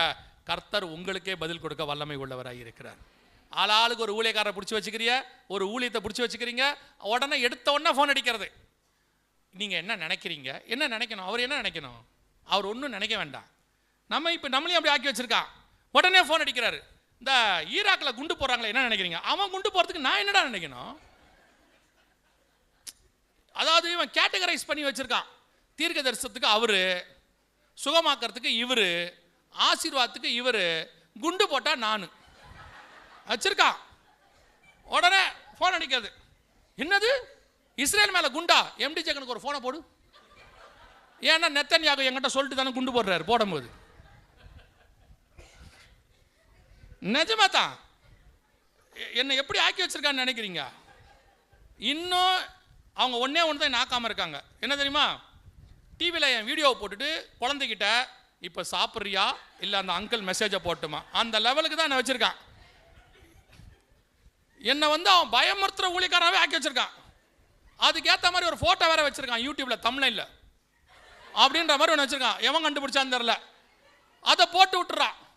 போட்டு விட்டுட்டு தற்போது வந்த திடுக்கிடும் செய்தி பக்கத்தில் என் ஃபோட்டோ. சிரிக்காதியா? இதுக்கெல்லாம் காரணம் நீங்க தான். நீங்க கேட்டகரைஸ் பண்ணி வச்சிருக்கீங்க. சுகமளிக்கிறதுக்கு அவரு, தீர்க்க தரிசனத்துக்கு இவரு, குண்டு போறதுக்கு நான். அவ்வளவுதான், வேலை முடிஞ்சு. நீங்கள் ஜெபம் பண்ணுங்க, நீங்க உட்காந்து ஜெபம் பண்ணுங்க, ஒவ்வொரு விஷயத்துக்கும் ஜெபம் பண்ணுங்க. கர்த்தரோடு கூட உறவை நீங்கள் வளர்த்துக் கொள்ளுங்கள். நடுவுல ஊழியக்காரன் மீடியேட்டர் கிடையாது. அது பழைய ஏற்பாடு ஆசாரியன். புதிய ஏற்பாட்டில் ஆசாரியரே கிடையாது. நமக்கு பிரதான ஆசாரியர் இயேசு கிறிஸ்து. உங்களுக்கும் தேவனுக்கு நடுவில் யார் கிடையாது? ஊழியக்காரன் கிடையாது. இப்போ நாங்கள் இங்கே வந்தோம், வரும்போது வழியில் ஃபுல்லாக போர்டு வச்சுருக்காங்க. இந்த பக்கம் வரத்துக்குன்னு ஒரு போர்டு வச்சுருக்காங்க. இப்போ அந்த போர்டு தான் எங்களை வரத்துக்கு என்ன பண்ணுது? வழி காட்டுச்சு. நாங்கள் என்ன செய்யணும்? ஒவ்வொரு போர்டையாக எடுத்துகிட்டு வீட்டுக்கு போய், நாங்கள் அந்த சபைக்கு போகிறதுக்கு போர்டே நீ தான் காரணம், நீ மட்டும் இல்லாவிட்டால் நாங்கள் என்ன செய்திருப்போம், எங்களை வழிகாட்டின போர்டே நீ வாழ்க, அப்படியா சொல்ல முடியும்? ஒன்று செய்யலாம், அந்த வழியாக வரவங்கிட்டலாம் வேணால் சொல்லலாம், அங்கே ஒரு போர்டு இருக்கும், அந்த போர்டை பாருங்கள், அது கரெக்டாக வழிகாட்டினோன்னு சொல்லலாம். அவ்வளவே போர்டுக்கு மரியாதை, அவ்வளவே எங்களுக்கும் மரியாதை. நாங்கள் பரலோகத்துக்கு வழிகாட்டக்கூடியவர்கள். நாங்கள் உங்களை பரலோகத்துக்கு கூட்டிகிட்டு போகிறவர்கள் அல்ல. ஊழியக்காரனுக்கு மரியாதை கொடுங்க. ஹீரோ வர்ஷிப்பாக மாற்றாதிய. ஆளாளுக்கு ஒரு ஊழியக்காரனை பிடிச்சி வச்சுக்கிட்டு ஹீரோ வர்ஷிப் ஆக்கி அப்படியே அந்த ஊழியக்காரனை பார்த்த உடனே மைக்கேல் ஜாக்சனை பார்த்த மாதிரி போய் விழுறது. அதில் வேற உங்களோட பார்த்துட்ட என்ன என்ன பாத்திய, அப்படியே உலங்காகிதம், உங்களை நான் பார்த்துட்டேன் தெரியுமா? ஏசுநாதரை பார்த்தீங்களா? நான் இப்பயும் சொல்கிறேன், ஊழியக்காரனுக்கு மரியாதை கொடுங்க. ஊழியக்காரனை ஹீரோவாக மாற்றாதிய. உங்களை போல அவனும் ஒரு பாடுள்ள மனுஷனே. நாங்கள் உங்களுக்கு இந்த செய்தியை கொடுக்கறதுக்காக கர்த்தரால் அபிஷேகம் பண்ணப்பட்டவர்கள். அவ்வளோதான், வேலை முடிஞ்சு. நீங்கள் நேசிக்கிறீங்க, ஜெபம் பண்ணுறீங்க, ஆஃபரிங் கொடுக்குறீங்க, அப்புறம் கொடுக்காம விட்டுற போறீங்க. எந்த ஆள் இப்படிலாம் சொல்கிறாரு, அது வேற பிரச்சனை இருக்குது. அன்றைக்கி ஒருத்தர் ஆஃபரிங் கொண்டு வந்து வச்சுக்கிட்டு நம்ம பேசுகிற பேச்சை பார்த்துட்டு கேட்குறாரு, நீங்கள் ஆஃபரிங் வாங்குவீங்களா அப்படின்னு. அவருக்கு பயம், கொடுத்தா திட்டுவோமோ அப்படின்னு. நான் சொன்னேன், அதெல்லாம் நல்லா வாங்குவேன், அதெல்லாம் ஒன்றும் பிரச்சனை இல்லை. அவருக்கு என்ன பயனா, இவன் இப்படி பேசுகிறானே, ஒருவேளை ஆஃபரிங் கொடுத்தா திட்டானா அப்படி, ஏன்டா ஆஃபரிங்கை கொடுத்து திட்டு வாங்குவானே, கொடுப்போமா வேணாமான்ட்டு அவர் நிற்கிறாரு. நான் சொன்னேன், நான் ஆஃபரிங் கேட்க தான் மாட்டேன், கொடுத்தா வாங்கிப்பேன். எப்படி அழகாக சொல்லிட்டல மெசேஜில். கவனிங்க, ஊழியக்காரன் என்பவன் ஒரு சகோதரன், உங்களுக்கு முன்பாக வழிகாட்டக்கூடிய மூத்த சகோதரன். வீட்டில் இருந்தால் உங்களுக்கு ஒரு வழி சொல்லுவான்ல, அது மாதிரி தான் நாங்கள் இருக்கிறோம். நீங்கள் எங்களை அப்படியே இயேசுநாதருக்கு ஈக்குவலாக கொண்டு போகாதீங்க. அப்படியே பார்த்த உடனே அப்படியே கையெல்லாம் சிலர்லாம் வருவாங்க, அப்படியே பரபரப்பாக பேசுகிறாங்க. எனக்கு வெக்கமாக இருக்குது. ஏன்னா நம்ம இவ்வளோ பரபரப்பை பார்த்துட்டு ஒரு ஒரு பெருமையோட வீட்டுக்கு போவோமா? நம்ம வீட்டம்மா மதிக்கவே மாட்டேங்குது இல்லையா? ஒரு பெல் அடிச்சோடனே வரேன் இருங்க அப்படின்னா நமக்கு மொத்தம் உடைக்கிறதுக்கு ஆளை அங்கே வச்சிருக்காரு. இவங்க இவ்வளோ சொன்ன உடனே நமக்கு மண்டையில் கொஞ்சம் ஏறும்ல. அங்கே போனோடனே அவங்க அப்படியே பார்ப்பாங்க, வந்துட்டீங்களா? அப்போது நான் ஆண்டவர் சொல்வார், இவ்வளவே நீ இவ்வளவே நீ உன்னை பெருசாக ரொம்ப நினச்சிக்காத மகனே அப்படின்னு ஆண்டவர் சொல்கிறார். நீங்கள் தான் எங்களை பூஸ்ட் பண்ணி விட்டுறது. அப்பப்போ நீங்கள் அன்பா இருங்க, நேசிங்க, எங்களுக்காக ஜெபம் பண்ணுங்க, ஊழியத்துக்காக ஜெபம் பண்ணுங்க, எல்லாம் நல்லது. ஆனால் ஊழியக்காரன் ஒரு நாளும் தேவனுக்கு ஈக்குவலாக மாறவே மாட்டான். நேசிக்கிறது வேற, வெறி வேறு. மைக்கேல் ஜாக்சன் மேலே ஒரு வெறி இருந்துச்சு பாருங்கள், சினிமா நடிகர்கள் மேலே, இந்த கிரிக்கெட் பிளேயர்கள் மேலே. அந்த வெறி ஊழியக்காரன் மேலே வரக்கூடாது. ஊழியக்காரன் ஒரு சகோதரன். அவன் சொன்னாலும் நாங்களே சொன்னாலும் ஆராய்ந்து பாருங்கள். பவுல் அழகாக சொல்கிறாரு, நாங்கள் சொல்லிய இந்த சுவிசேஷத்தை அல்லாமல் வேறொரு சுவிசேஷத்தை தூதனே வந்து சொன்னாலும் என்ன பண்ணாதீங்க, நம்பாதிருங்கள். அதை தான் சொல்கிறேன். இந்த வேதத்தில் சொல்லப்பட்ட இந்த சத்தியத்தை தவிர வேற சத்தியத்தை யார் சொன்னாலும் நம்பாதீங்க. நீங்கள் நம்புகிற ஊழியக்காரு, நேசிக்கிற ஊழியக்காரு, அவர் சொன்னாலும் ஆராய்ந்து. எனக்கு ரொம்ப பிடிச்சவங்க யாருன்னு தெரியுங்களா? இந்த பெராயா பட்டணத்தாரர் தெசலோனிக்கேயர் இருந்தான். அவங்க வசனத்தை என்ன பண்ணாங்களாம்? யார் எழுதின வசனத்தை? பவுல் எழுதினதை. பவுல் எழுதின வசனத்தை என்ன பண்ணாங்களாம்? ஆராய்ந்து பார்க்குறான். பவுல் பிரசங்கமே கரெக்டான்னு செக் பண்ணி பார்க்குறான். எப்படி? நாங்கள் பேசுறதுலாம் நீங்கள் அப்படியே நம்புறீங்க. நீங்கள் நம்ப வேணான்னு சொல்லலை, ஆராய்ந்து பாருங்கள். பவுலும் அப்படி தான் சொல்கிறார் தெசலோனிக்கேயருக்கு எழுதும்போது, தீர்க்க தரிசனத்தை அற்பமாய் எண்ணாதிருங்கள், ஆராய்ந்து பார்த்து நலமானதை பிடித்து கொள்ளுங்கள். உங்களுக்கு முன்னாடி எல்லாம் வைக்கப்படுகிறது. நன்மை தீமை அறியத்தக்க கனியும் இருக்கும், ஜீவ விருட்சமும் இருக்கும். எதை சாப்பிடணும் எதை சாப்பிடக்கூடாதுன்னு உங்களுக்கு தெரியணும். கூடுமானால் தெரிந்து கொள்ளப்பட்டவர்களையும் வஞ்சிக்கத்தக்கதாக அற்புத அடையாளங்களை சொல்லுவாங்க. வானத்திலேருந்து அக்கினியே இறக்குவாங்க. நான் போய் சொல்லலை. நீங்கள் 13ஆம் அதிகாரம் 13ஆம் வசனம் வெளிப்படுத்தின விசேஷம் வாசிங்க பார்ப்போம். 13 வாசிங்க. அன்றியும் அது மனுஷருக்கு முன்பாக வானத்திலிருந்து பூமியின் மேல் அக்கினியை இறங்க பண்ணத்தக்கதாக பெரிய அற்புதங்களை நடப்பித்து. கடைசி காலத்தில் எப்படி நடக்குமா அற்புதம்? வானத்திலிருந்து அக்கினி இறங்க பண்ணத்தக்கதாக பெரிய அற்புதம் வரும். யாரு? மிருகம் செய்யும், ஆண்டவர் இல்லை. அதுங்க செய்யறது மிருகம். எப்படிங்க அதெல்லாம் நடக்கும்? அதுக்கு ஃபார்முலா வந்து ஆண்டவர் கொடுத்துருக்காரு. அது எப்படி நடக்கும்னு சொல்றாரு. எங்க சொல்றாரு? 2 தெசலோனிக்கேயர் 2ஆம் அதிகாரம் 9வது வசனம். 2 தெசலோனிக்கேயர் 2ஆம் அதிகாரம் 9வது வசனம் வாசிங்க பார்ப்போம். அந்த அக்கிரமக்காரனுடைய வருகை சாத்தானுடைய செயலின்படி சகல வல்லமையோடும் அடையாளங்களோடும் அற்புதம் எப்படி நடக்கும்? பொய்யான அற்புதம். 2 தெசலோனிக்கேயர் 2:9 சொல்லுது, அந்த அக்கிரமக்காரனுடைய வருகை சாத்தானுடைய செயலின்படி சகல வல்லமையோடும் அடையாளங்களோடும் பொய்யான அற்புதங்களோடும். கடைசி காலத்தில் பொய்யான அற்புதம் நடக்கும். வானத்திலேருந்து அக்கினி இறக்குவாங்க. அவங்க என்ன வேணாலும் செய்வாங்க. அதுக்கு தான் சொன்னேன், வஞ்சிக்கப்படாதபடிக்கு எச்சரிக்கையாயிருங்கள். உங்களுக்கு அற்புத அடையாளங்களுக்கு பின்னாடி ஓடாதீங்க. ஆண்டவர் உங்கள் வீட்டில் உங்களுக்கு அற்புதங்களை செய்ய போதுமானவராய் இருக்கிறார். உங்கள் வீட்டுக்குள்ளே வந்து செய்வார். உங்களுக்கு செய்யணும்னு கர்த்தர் முடிவு பண்ணிட்டார்னா நீங்கள் எங்கே இருந்தாலும் கர்த்தர் செய்வார். பாபிலோனிலும் கர்த்தர் அற்புதங்களை செய்ய வல்லமை உள்ளவராய் இருக்கிறார். பாபிலோனில் சிங்கக்கெபில யாரை காப்பாற்றினது? தானியேலை காப்பாற்றினார்ல. பாபிலோனில் ஷாத்ராக் மேஷாக் ஆபேத்நேகோ நெருப்பில் காப்பாற்றினார்ல. கர்த்தர் காப்பாற்றணும்னு முடிவு பண்ணிட்டார்னா பாபிலோனிலும் காப்பாற்றுவார். கைவிடணும்னு முடிவு பண்ணிட்டார்னா எருசலேம்லையும் கைவிட்டுருவார். எருசலேம் கோட்டை இடிக்கப்படும்போது கர்த்தர் என்ன செஞ்சிட்டாரு? கை விட்டுட்டாரு. கர்த்தர் உங்களை நேசிக்கிறார். கர்த்தர் உங்களை ஆசீர்வதிக்க விரும்புகிறார். கர்த்தர் உங்களை பாதுகாக்க விரும்புகிறார். ஆகவே நீங்கள் தேவனை உறுதியாக பிடிச்சிக்கோங்க. நடுவில் ஊழியக்காரங்க இருக்காங்க, போதிக்கிறதுக்கு இருக்காங்க, நல்வழி காட்டுறதுக்கு இருக்கிறாங்க, உங்களுக்கு சத்தியம் சொல்லிக் கொடுக்க இருக்கிறாங்க, எது விசுவாசம் சொல்லிக் கொடுக்க இருக்கிறாங்க. ஒரு நாளும் 100% அப்படியே விக்கிரகமாய் ஊழியக்காரனை மாத்தாதிருங்க. கடைசி காலத்தில் கூடுமானால் தெரிந்து கொள்ளப்பட்டவர்களையும் வஞ்சிக்கத்தக்கதாக அற்புத அடையாளங்கள் நடக்கும். அந்த அற்புத அடையாளங்கள் பலமானதாக இருக்கும். வானத்திலிருந்து அக்கினி இறங்கத்தக்கதாக இருக்கும். அதே நேரத்தில் அது பொய்யாய் நடப்பிக்கப்படும். அதே நேரத்தில் உண்மையான அற்புத அடையாளம் இருக்கு. ஆண்டவர் செய்கிறார். இன்னைக்கு நிறைய ஊழியக்காரங்களை கர்த்தர் பயன்படுத்துகிறார். அந்த அடையாளங்களுக்கு நீங்கள் கேர்ஃபுல்லாக இருங்கள். அந்த மாதிரி ஊழியக்காரர்களை தெரிந்து கொள்ளுங்கள். அதுக்கு தான் ஒரே வார்த்தை நான் சொல்லிட்டு முடிக்கிறேன்.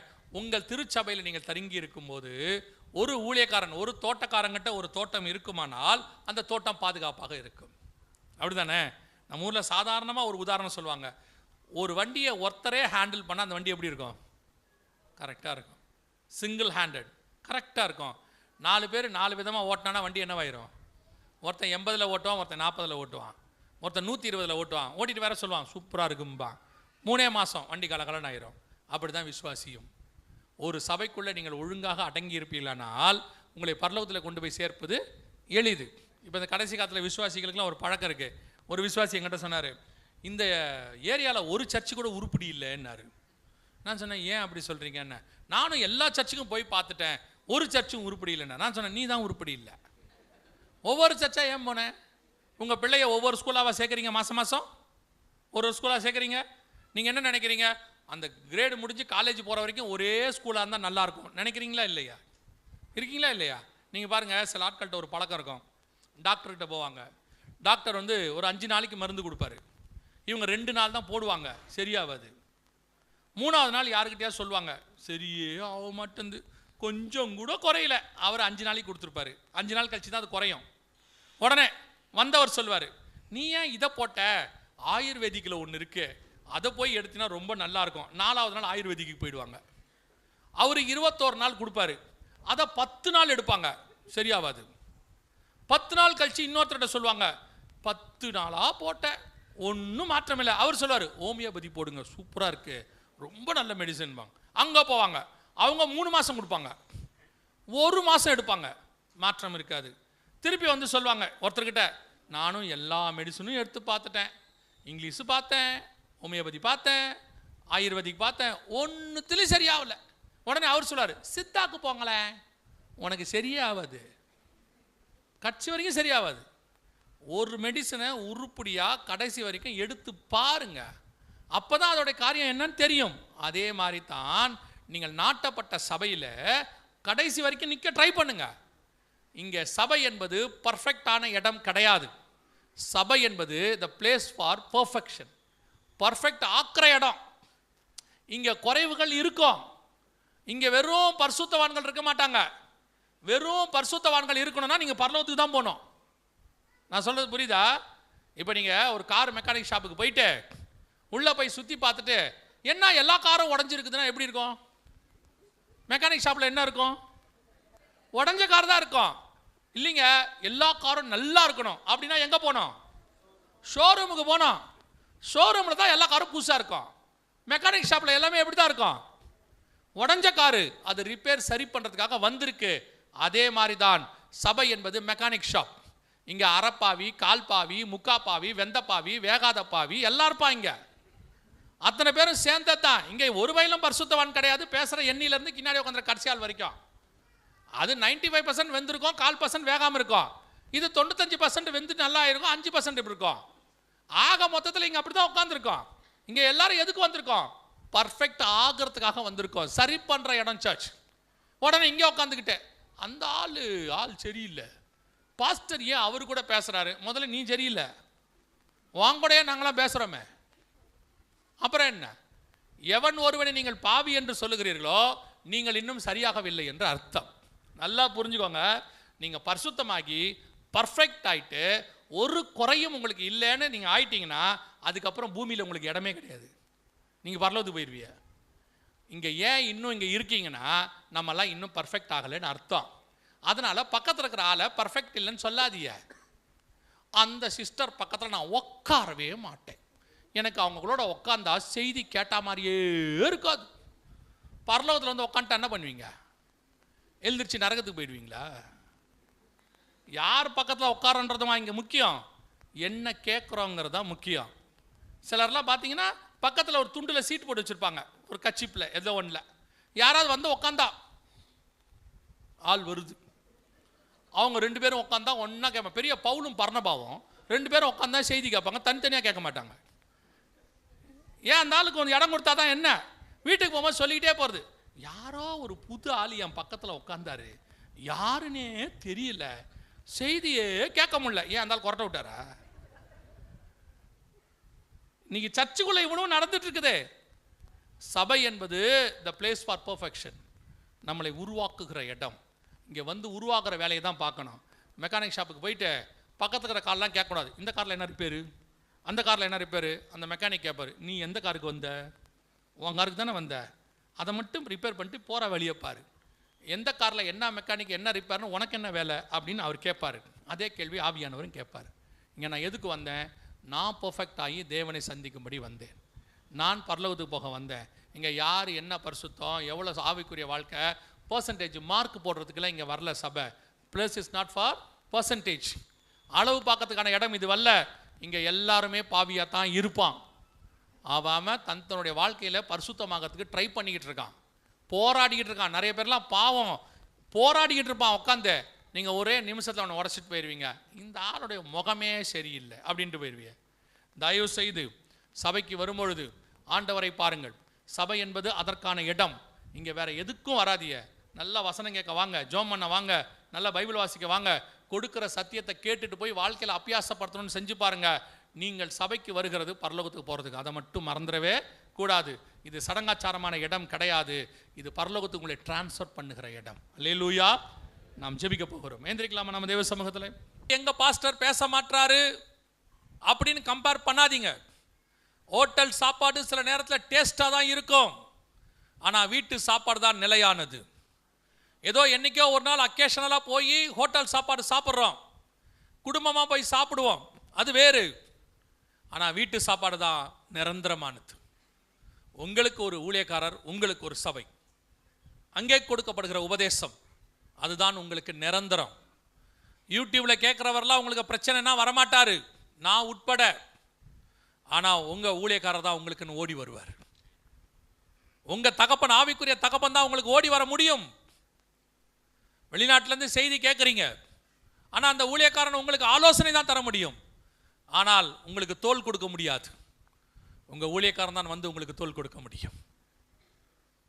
கடைசியாய், அற்புத அடையாளங்களை கண்டு ஏமாறாதிருங்கள், கூடுமானால் தெரிந்து கொள்ளப்பட்டவர்களையும் வஞ்சிக்கத்தக்கதாக. நிறைய கடைசி காலத்தில் இந்த மாதிரி ஆட்கள் எழும்புவாங்க. கள்ள கிறிஸ்துகளும் கள்ள தீர்க்கதரிசிகளும் எழும்புவார்கள் என்று வேதம் சொல்லுகிறது. கூடுமானால் தெரிந்து கொள்ளப்பட்டவர்களையும் வஞ்சிக்கத்தக்கதாக அற்புத அடையாளங்களை செய்வார்கள். விசுவாசிகளுக்கு சொல்லுகிறேன், நீங்கள் அற்புத அடையாளங்களை செய்ய வேண்டியவர்கள். உங்கள் ஏரியாவுக்கு கர்த்தர் உங்களை தான் பயன்படுத்தணும். உங்கள் வீட்டை சுற்றி இருக்கிறவங்களுக்கு உங்கள் வீடு தான் கர்த்தருடையதான சமூகம். அங்கே இருக்கிறவங்களுக்கு நீங்கள் தான் ஜெபம் பண்ணணும். நீங்களே யாரை தேடி ஓடக்கூடாது. நீங்கள் போய் முழங்கால் போட்டு விசுவாசத்தோட ஜெபம் பண்ணி பாருங்க, உங்களை கர்த்தர் எடுத்து பயன்படுத்த முடியும்.